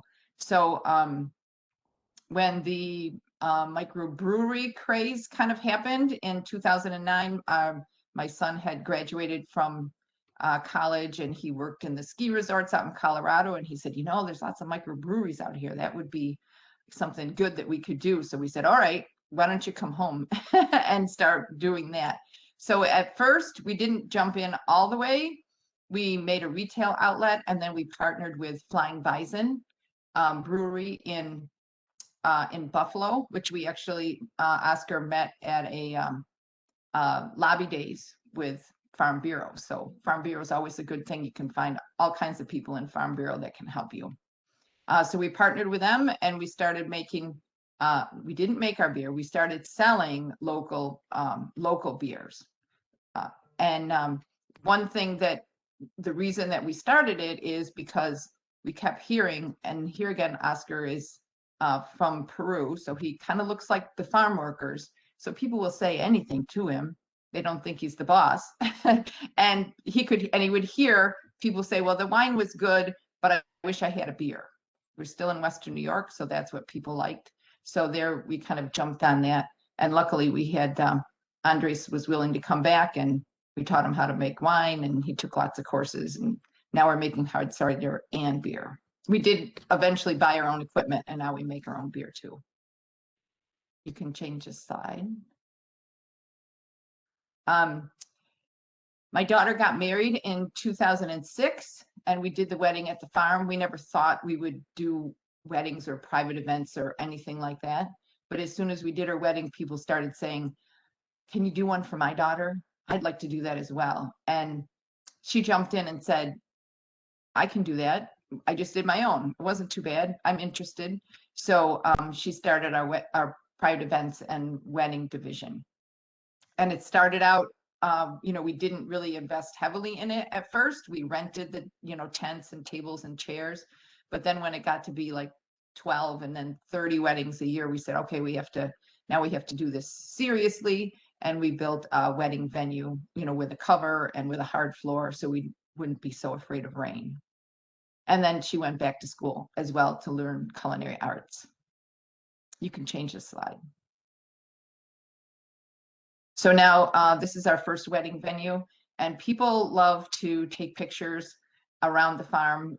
Something that, you know, when you grow up on a farm, you never think that it's a big deal, but people from the city just love to see old buildings and take pictures in the strangest places. You could change the slide. So here's some of the pictures that we've gotten these from the photographers that have come. But like I said, they take pictures like right in front of the barnyard. I don't know why anyone would do that, but that was that was what they liked. The other thing they like about being able to have a wedding on a farm is we can, you know, we offer a bonfire for after the party, like an after party bonfire. We've had people do fireworks. We've had people with their dog, with their horse in the ceremony. You know, we've had all kinds of different things, so people really enjoy it. You can go to the next one.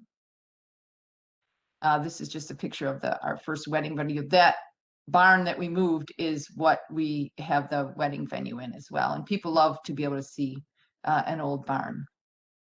Okay, next one.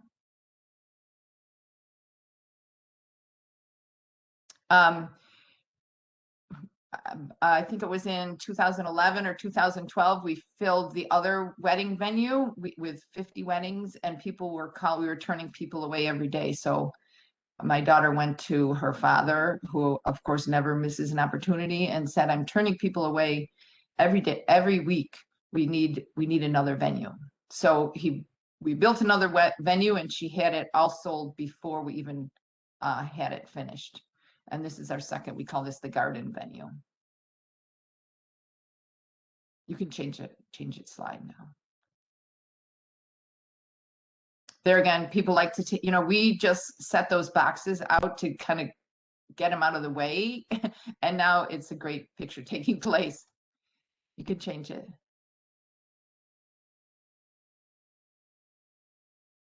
This is just more shots of the different venues. You can change that one too. Our oldest son returned. He was, you know, the oldest one stays away the longest, but we got him to come back. He had lived in Michigan and in California for a little while, and he said, CSA, that's how they sell their vegetables in California. So we said, okay, if you want to start growing vegetables, come back and we can do that.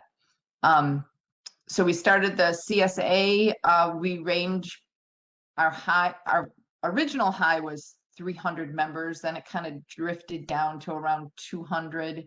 And this last year it went back. We offered a mini share, which was smaller, and it went back to like 375 this in 2020. People really wanted to have their fruits and vegetables delivered to them. So by offering a wide variety, we have a large, a normal size share, and then a mini share, kind of everybody, there's something for everyone. And we do offer fruit and vegetables in our share. So I think people like that, as well as different pricing. You can buy it all at once for a discount, or you can pay weekly, and you can also do it every other week instead of every week. So you can go to the next slide. So we're still farmers. It looks like we're just do weddings, but we really are farmers. Here they are packing the shares. This is some of the things that are in the share. My daughter-in-law Heather's there in the corner. We also offer, you can go to the next one. We also offer add-ons, so people can buy like a bottle of wine or a growler of beer, or they can add on a pie, so they can add things onto their share and get it delivered right to their house. You can keep going.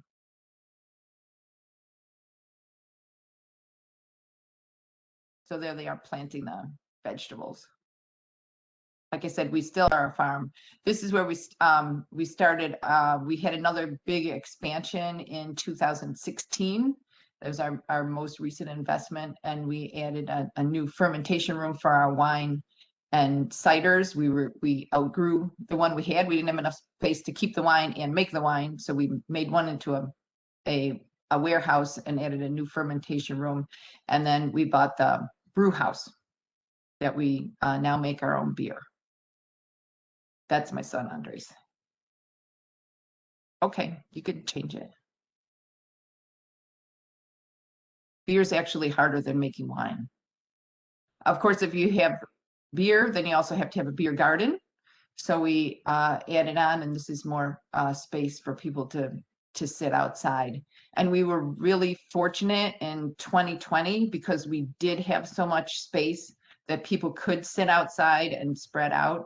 So we feel really lucky that we weren't as affected as some by the pandemic. We were very affected by the weddings. We had no weddings, but we changed things around and it worked out okay. We had lots of people come in the fall.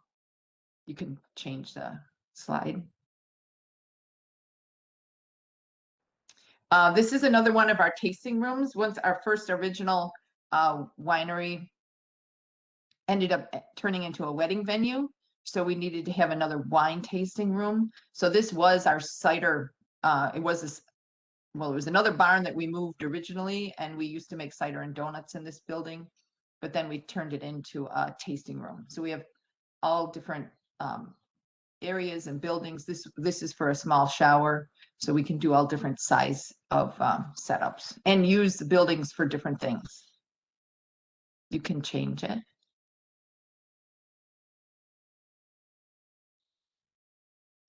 This is just some of the things we added. I never thought we would add blacktop, but wow, it's really nice because it's a lot cleaner. So we did put some blacktop in. We added arbors and more seating outside. We did this in 2018, and we've added to it this year as well. And with Oscar being the landscaper, he's always making things look good. And I think it helps people. The more seating you have, the more people stay. And of course, the longer they stay, the more they buy. You can change it.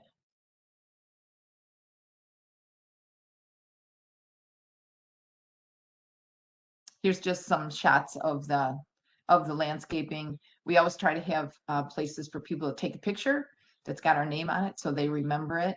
So we are not just, we don't just sell produce, we sell an experience. And that's what our customers really enjoy. And then they'll come back, they'll make it an annual event. You can change it.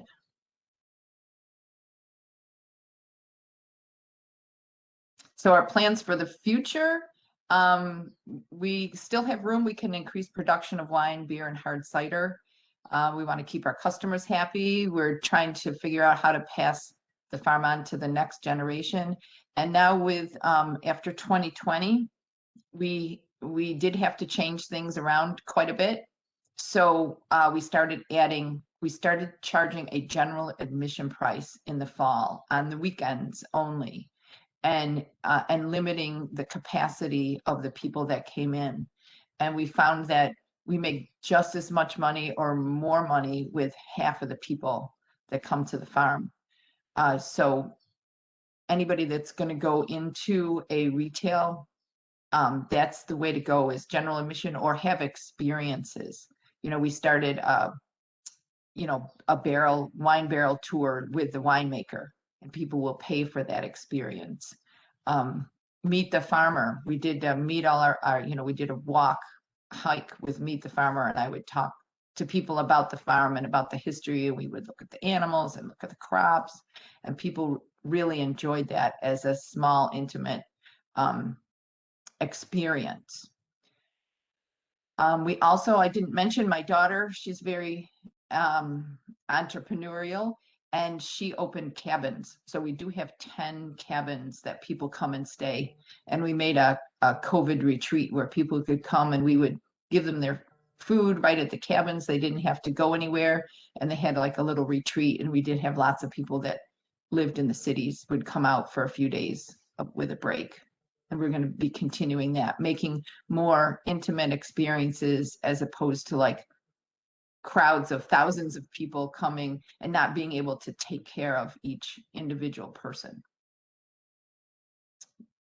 You can go to the, I think that's the last slide, right? Yeah, there's the last slide. So I'd like to thank everybody. And like I said, we've been at it 40 years plus. So it all takes time, and you can go one step at a time. You should always dream big, but dream, like I said, one step at a time, and don't be afraid to change. We've changed things. Every year we change something. Thank you so much for sharing, Melinda. That was awesome. We're going to keep things moving right along. So our next presenter is Alexandra Plant. Alex is a former advertising executive turned lavender farmer.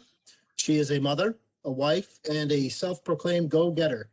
And she is the owner of Kinloch Farmstead in the town of Cambria. Alex? Hi, I'm Alex. Hi, everyone. Yeah, so I guess I'll be talking mostly about agritourism from the lens of a new guy. We're going into our third season of being open. We're only open 6 months out of the year. So we're very new. So hopefully I can offer some insight into how to get started. Yeah, okay, first slide. So that's me and my husband. So we have a 30-acre farm in Cambria. We purchased the land in 2017, and we planted our first 2 acres of lavender that spring. And we became open to the public in July of 2019. So again, this May will be our third season being open. And what we offer is you pick lavender. So people come onto our farm in July to pick their own lavender. We also have small events in our barn, like small weddings, baby showers, things like that. We also teach some creative workshops and classes in the barn. So things like candle making, floral arranging, wreath making, all sort of classes that pull products from the farm. And we also sell products. So I make some products out of our lavender and honey that we sell online and in our barn as well. Next slide. So our backstory, so we were living in New York City, and I was dreaming about having this lavender farm one day, which obviously living in New York City was impossible, but I would think about it all the time. We're also first generation farmers, like a few other people who spoke today. So I don't know why I came up with this idea. I just really liked lavender. I had a big hobby of making soaps and lotions and candles out of lavender. So I just would think about it a lot. Cut to, we had a baby. There I am in New York at my corporate job with my baby. And my husband was given the opportunity to transfer to Buffalo. So we took it, and neither of us are from Buffalo, but we moved here about 4-ish years ago. And I immediately started looking for farmland because I was like, this is my opportunity to have this lavender farm. So we looked everywhere around Buffalo. We looked in Ellicottville, we looked all around Buffalo, everywhere. And we finally found this farm in Cambria, which felt perfect because it was the right type of soil for lavender. So lavender needs a very sandy, well-draining soil. And thanks to Lake Ontario, we have very sandy soil on part of our property. So the soil was right. That was a big part of it. But also we really liked Niagara County because I wanted people to come onto our farm to pick the lavender. And there were already so many agritourism farms in Niagara County, like, Becker Farms, like the Blackman Farms, like pumpkin picking, apple picking, vineyards, all of this agritourism already existed. And so I wanted to be a part of that because I'm a big believer in high tide rises all boats. So I don't feel like other agritourism farms are competition. I feel like we all help each other and we become a destination for people to come out. And, people think of Niagara County when they think of UPIC experiences. So we purchased the farm and we got started. I guess next slide. So we used, these are some of the tools we used to get started. So I reached out to the SBA, the Small Business Association, and they put us in contact with Niagara Community College. So we worked with people like Bree Bacon to help us sort of navigate the business end of things, put together business plans, figure out all the rules, all the laws, everything you need to get started with on the business end of things. We also worked with Cornell Cooperative Extension in Lockport for some of the more farming end of things. So testing the soil, we had a pond put in, so they helped us figure out where to put the pond based on drainage, things like that. We continue to work with Cornell as well. They have a commercial kitchen in Lockport that we can rent out by the hour to make things like lavender jam, flavored honeys, those sort of things. We work with them. And then Farm Credit East is who we worked with to get our loan. So we built a barn on the property, which, between building the barn, flipping 30 acres of soy, it was soy, and we turned it into a hay field and a lavender field. So very capital intensive. So we used Farm Credit East for our loan, and they were incredible to work with, and they still are incredible to work with. So I highly recommend them. Next slide. So as far as marketing, so I did work in marketing and advertising for 14 years. So this part comes easy to me. The farming does not come easy to me, but the marketing does. So we created a website. We were able to build it ourselves just because of our experience. And so our website is really a marketing vehicle to show what we offer. So, the weddings, the U-Pick Lavender, we sell our products there, things like that. We also do a newsletter we send out just to market what we have going on. So newsletter has been really popular for us. So when you go to our website, you have the opportunity to sign up to be a part of our newsletter. And those are the folks who first find out about our classes or first find out about when we're doing U-Pick and things like that. So that's been really helpful. Social media has been huge for us. Admittedly, I haven't focused enough on social media. I should do it more, but what we do is we mostly leverage professional photos. So because we have weddings at our farm, we have access to professional photos that we use a lot in our social media. And when I say social, we're mostly using Instagram and Facebook. I don't really dabble in Pinterest or Twitter or TikTok, but I'm mostly using Facebook and Instagram. I've also paid photographers just to go around our property and take professional photos. I think it's worth every penny because especially when it comes to weddings and then the U-Pick Lavender, people just want great photos. Like most people are coming to an agritourism situation to take photos and put it on social nowadays, at least people in their 20s and 30s and such. So they wanted to make sure it looks cool and it's Instagram worthy. So I would highly recommend investing in paying a photographer if you can. And then as far as paid marketing efforts, I do pay to be on Wedding Wire just to be promoted there. And I also have done one advertising campaign with Step Out Buffalo, which was very, very successful. Our first year of offering U-Pick, so in 2019, I didn't do any marketing of our U-Pick event. I actually thought no one would show up. I opened one day, it was our first day being open ever, and it was just me sitting there, and I didn't think anyone would come.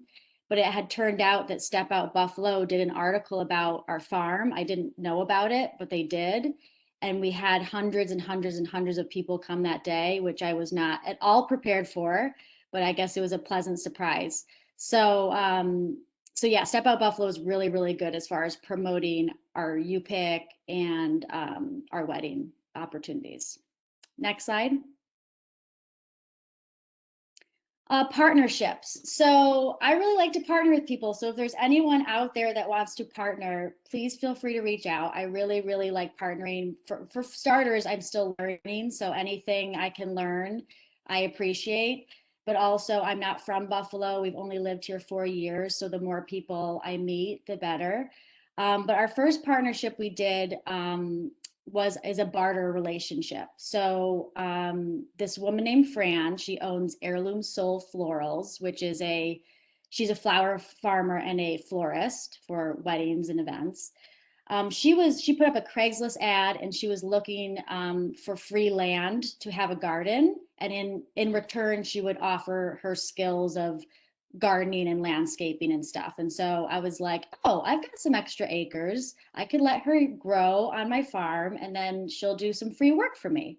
So she planted her flower garden, which you're seeing there, in 2018 on our farm. And we've had a really, really great relationship. She's also organic. She's been really helpful for me, and I've been helpful for her getting business with our weddings.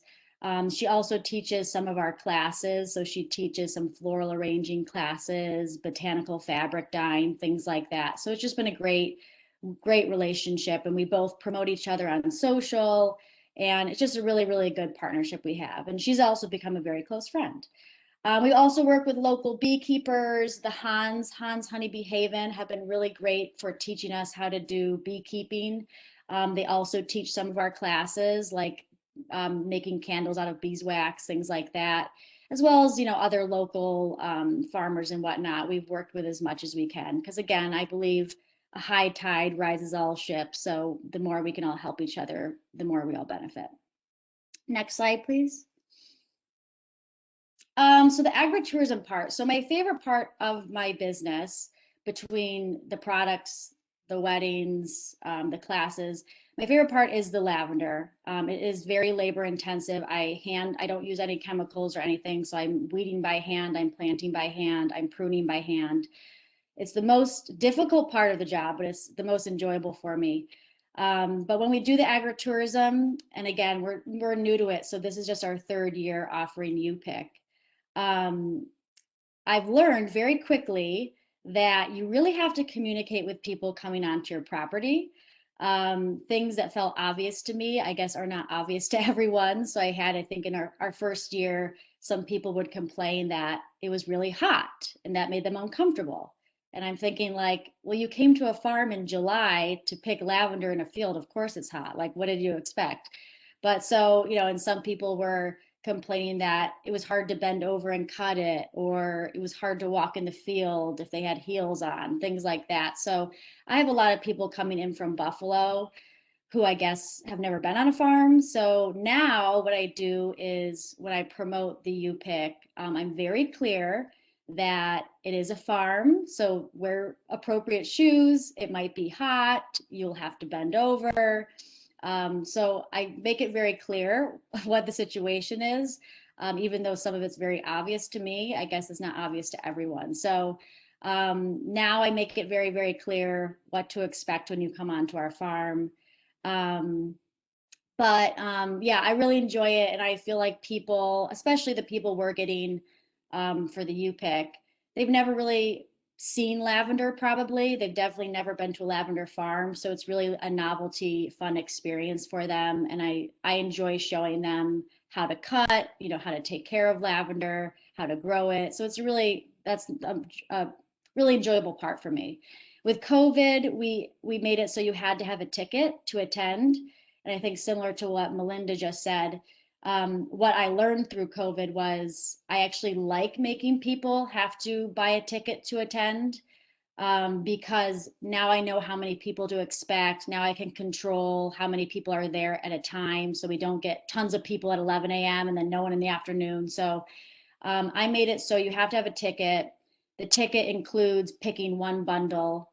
You can pick more than that, but your ticket includes one bundle. And you have to come within a certain 2-hour time period. So I will definitely adopt that moving forward. Again, just because it wasn't something I expected to do, COVID made me do it, but now I actually like that part, and now I get an even flow of traffic and making more money from it and everything. Next slide. So I guess my advice is to have insurance. That's important, especially for agritourism. So in my case, I'm having people come onto my property. I'm giving them shears and telling them to walk on my property with scissors and sue me later. So I have insurance. I use Dryden Mutual insurance in case anyone is to fall or hurt themselves while cutting lavender. That is important. Different revenue streams is important. Again, because of COVID, we couldn't have as many weddings, but luckily I also sell products. I also have creative workshops. I also have the You Pick Lavender. So even though it stunk to lose some weddings, I still had other things to fall back on. And I'm sure there'll be years where the lavender crop might be bad, and so I won't be able to do as much You Pick. And so vice versa, I can lean on other revenue streams. And yeah, just provide clear guidance of what to expect on your property. So agritourism, you're telling people to come onto your farm, but not everyone understands what a farm is like. And so I think over communicating to people what to do, how to do it, especially when they're going to be picking your apples or picking your pumpkins or something. Some people are very rude. You know, I had some people just stepping right on my lavender plants. So being very clear, like, please don't step on the plant. Again, that feels obvious, but I guess you have to say things. So over communication to people so that they respect your property and they know what to expect. And I think that's it. Excellent. Thank you, Alex. Very Thank you. informative. Appreciate it. There was a question, but I'm going to keep moving. We'll address it here in a little bit. Our last presenter here today is Julie Blackman. Julie is part of the 6th generation at her family's farm, Blackman Homestead Farm in Cambria. Julie is the owner of Farmers and Artisans. It is a local food store and bakery in Snyder, New York. Julie also works with her brother Jeff at his new tasting room and market, Company B, located on the west side in Buffalo. Julie, it's all yours.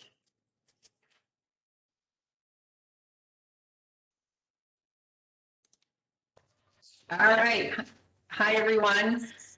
I think maybe we're running a little over, but I'll make this as crisp as possible. And great to see everyone and all your faces, and look forward to running into you this season. So yes, we'll start with the next slide. So yes, as everyone else who has spoken today, have my hands in a lot of things. Our farm run by my parents, and then I take on some aspects of it here. Fruit and cattle farm here, and we have a You Pick apple business that actually last season was our 50th season, and it was COVID and many lessons learned there, including reservation system, which, like all of you have said, we're going to keep going with that.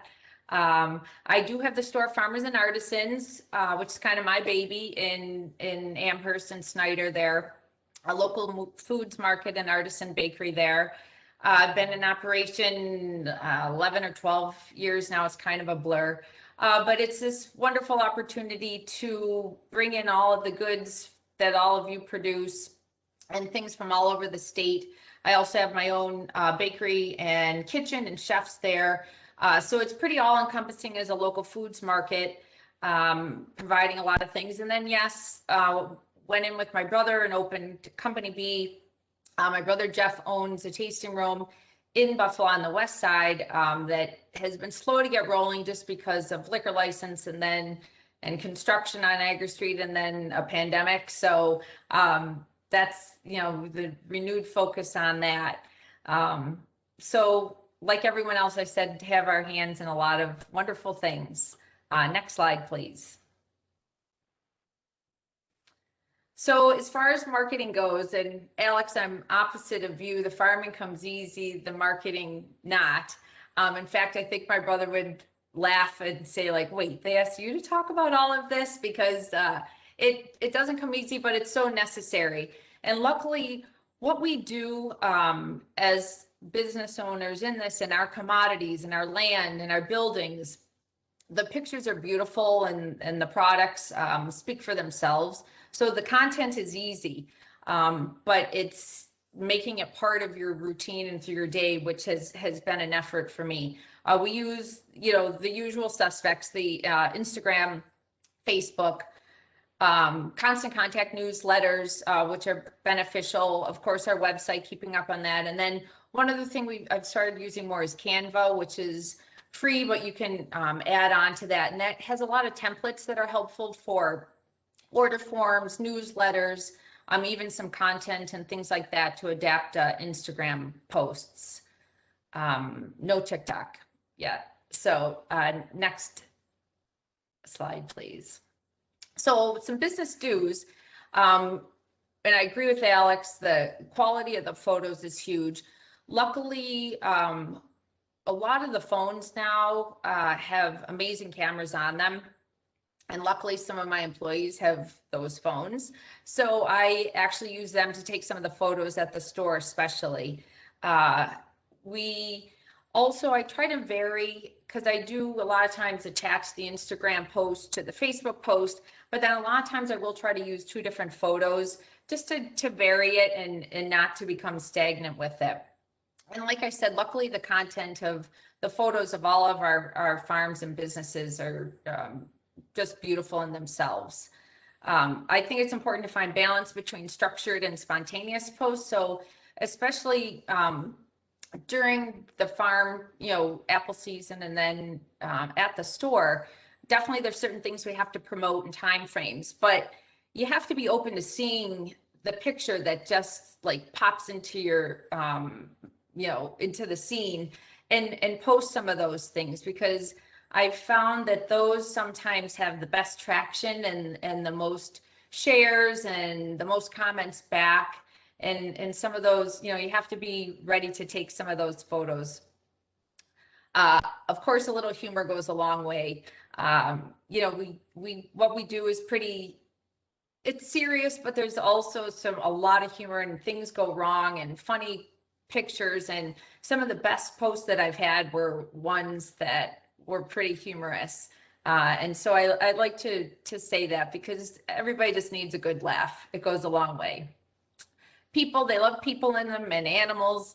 I sometimes get in this groove of where I'm posting, our bakery items, and then the produce that came in, and then something from the kitchen. And then I realized, I haven't really posted people, and, with approval, of course. And then when I hit, throw in some of the animals of something I captured on the weekend here back at the farm, it varies it, and I think is an important aspect to the posting. Consistency of images. I'm improving on this. Luckily, we have our chef at the tasting room actually is a professional photographer. And so he does an amazing job down there with very similar lighting and positioning of items. And there's something very congruent about it. I'm not there yet. Mine's a little bit more scattered, and maybe the farm and store a little bit more adaptive to that, but it is something to consider. I know some other platforms that people use, it's all kind of the same filtering they use or same coloring, and there is an importance into including that into how you brand as well. It's huge to connect with all the other businesses and commodities, and I think that's what we all do anyways. But some of the posts that I also get the best traction out of are commodities that I use at the store that they also have a huge following. And so when for example, I sell butter block croissants on Saturdays at the store, and she has a cult following, I call it.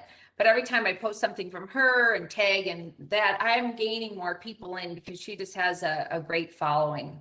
And also, the seasonality of the commodities. For example, the last 2 weekends are maple season in New York State. And so this coming Saturday is our annual French toast breakfast at the store. It promotes maple syrup. We make the French toast. We have sausage patty, applesauce here from the farm. And we're doing it takeout, of course, this year with COVID. But it ties into a New York State commodity. And then also we annually donate a portion of those proceeds to Buffalo Hospice. And so we try to do a lot of things. I know the wineries and breweries are constantly connecting with each other and tying into regional and social events and fundraisers. And, it's really a wonderful community. One thing that I do think is important is probably my weakness for sure.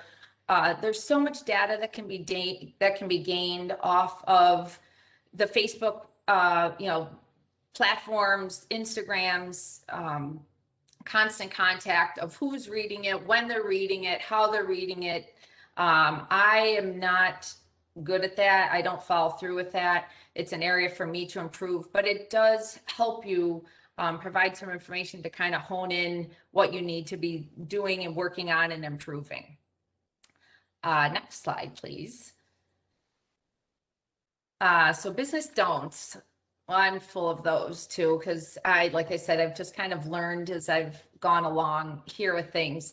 Don't forget to update information, and especially with COVID, there were so many changes daily on hours and procedures, and even holiday hours and special things, pricing. Try to remember or have a checklist to update all those things on all the different platforms.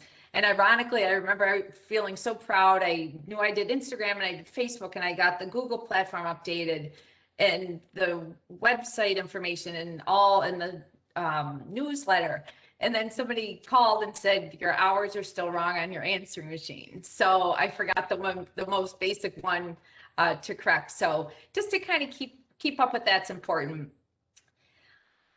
Don't neglect the comments or questions, and I'm not very good with following through with that either, but I'm trying to get better, and because they do kind of rate you on how fast you do respond to people. I'm not good, but it is important, and they have comments. And actually I had just recently I posted a comment. We had a new beer in stock, and I posted that it was barrel aged and it wasn't the barrel aged one, and so actually the brewery posted in there and corrected it, and I just nicely appreciated, thanked them for the correction, apologized for it, made the change, move on. But I think you just have to quickly address those things, and those are important to have the details correct. I actually probably have a little bit of anxiety of sending and posting because I double check things, obviously not quite enough, but I work hard at that. And also don't get stagnant, try to just stay relevant. I think it's important as your brand. And I also think there's a perception that if you're not kind of up to date on what your picture is, or I try to change the farm pictures to represent the actual season, because then it sort of represents you and that you're staying on top of things. You're staying on top of things as a business, and you're staying on top of things, and especially this past year, of cleanliness and freshness. And so I think all those things, they do matter. They're details, but they do matter. Next slide, please. Successes. I couldn't imagine social media or not having social media during COVID. It was, especially a year ago at the time of shutdown, and we were in our peak seasons of Easter and St. Patrick's Day, and we do a CSA, selling CSA shares, and just having hundreds of customers come in the door a day. So it was crucial during COVID, but it also, for information, but it also, I received many comments during kind of the heat of the time frame, is how they appreciated it, and it was at least our post made them feel some normalcy. So I think a lot of that was important. It's also hugely successful or great for updates during the harvest season here at the farm during apple season. And I know, Mindy, you guys, do an amazing job with that too, that you're almost in real time of what apples are being picked, what you've run out of, what's still left to sell. So that's been a huge advantage of the social media platforms. And then I also want to mention, we've actually had success with hiring through at the tasting room and at the store, where we've been able to post that we are hiring, and it actually hits a great group of people who are customers or families or friends and things like that. So it is a great platform if you are looking for employees who have sort of are drinking the Kool-Aid, as I say, of what we're trying to do and what we represent. So next slide, please. Your target audiences, obviously, and we've all talked about this, being in tune to who your customers are, what they're looking for, and also how they best receive the information. So I have a great contingency of retired customers at the store that they're not on Instagram, I know that, but they love my newsletters and they enjoy reading them weekly. So it's just who your customers are. My millennial and younger groups, they love the Instagram. Facebook sort of is in the middle with information. So, and then there's those that want to hear, the basics of information still through a phone message. So you just have to kind of be sure that you're hitting all your targets. And I laugh, I think back when we first opened UPIC, and when we were in high school, one of our jobs in the fall was we would have printed postcards that I don't even know where we got them printed. And we'd handwrite all of each of the apple varieties harvest dates. And that was our job, like after school, to come in and write some of these, and then we'd stamp them and mail them. So we've come a long ways where now I can post instantaneously, what apples are ready that day. And then also, there's a lot more, and again, this is an area that I'm weak at, is boosting the posts and all of the things through social media, to do advertising through them, or to take them to the next level of boosting to different demographics. There's so much potential with that, where you can reach a larger audience for a minimal amount of dollars added on. So just be in tune to, at times, those are appropriate measures as well. Next slide, please. So in summary, starting out, we really didn't hire marketing companies to help us with things, and we have brought them in over time. And with some of the grants that we received, we were able to do that. But at the basics, I think it's important to just find what your look and feel is going to be. And it's as basic as getting a Pantone, which is all the paint colors, all the colors out there, like determining what your color concept is, what fonts kind of represent who you are and what you want to represent, and just your content, trying to be consistent with it.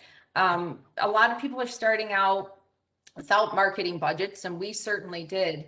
But I think there's things that you can do, and especially now online and things like that, that you can do a lot yourself to at least get started. And maybe, as time goes on, then it's appropriate to bring professionals in, to kind of help you take it the next level. But I think that we've all said that we, kind of start small steps and just slowly build in as you can.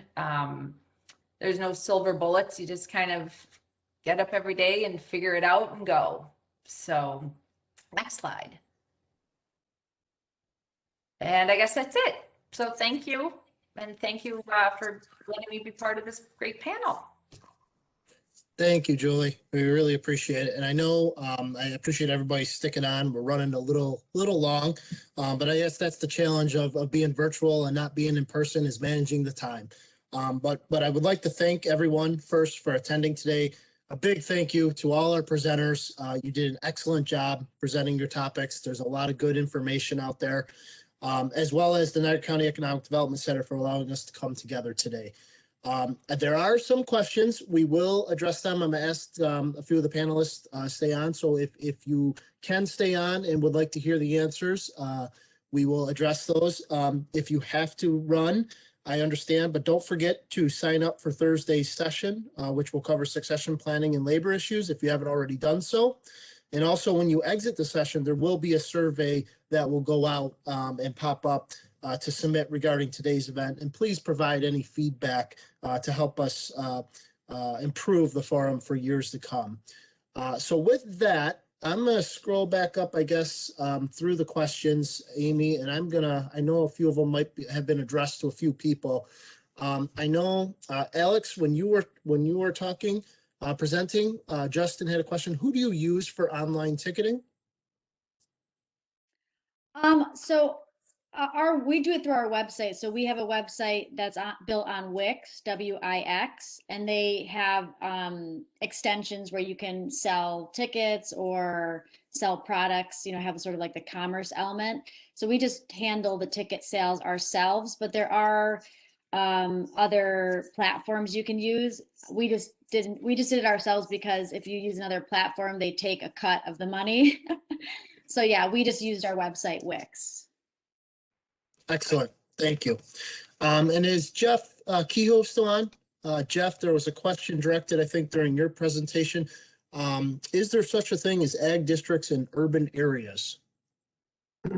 That's interesting. Not really.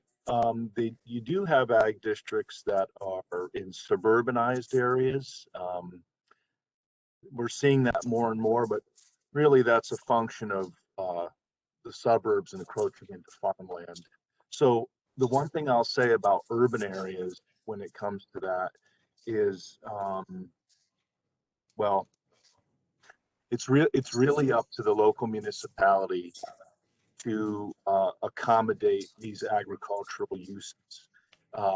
If they don't, what happens is you leave the county legislature and the county ag and farmland protection board making these decisions that really that could negatively impact a municipality, even though they're trying to support agriculture. Urban areas really are not,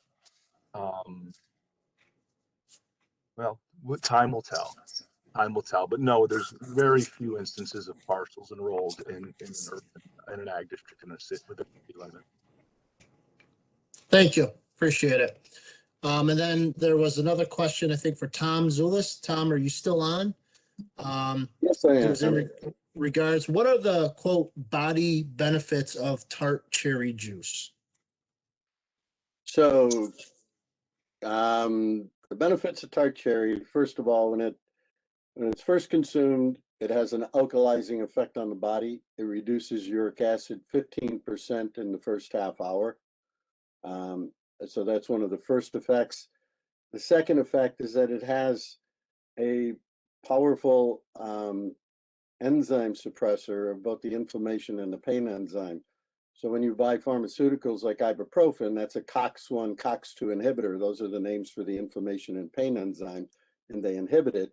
Tart cherry is up to 10 times more effective than ibuprofen because it produces naturally those same effects on the human body.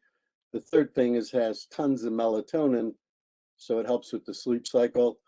There's additional effects because of the systems in the body being regulated. It reduces blood pressure. It helps with memory because it reduces inflammation in the tiny capillaries in the brain. Like I say, there's 60 medical studies. It's a very healthy product. And Googling it will just bring up tons of reports. So very interesting product. Thank you, Tom. And one last thing, the next free Niagara County Center for Economic Development free virtual business workshop is April 14th at 10 a.m.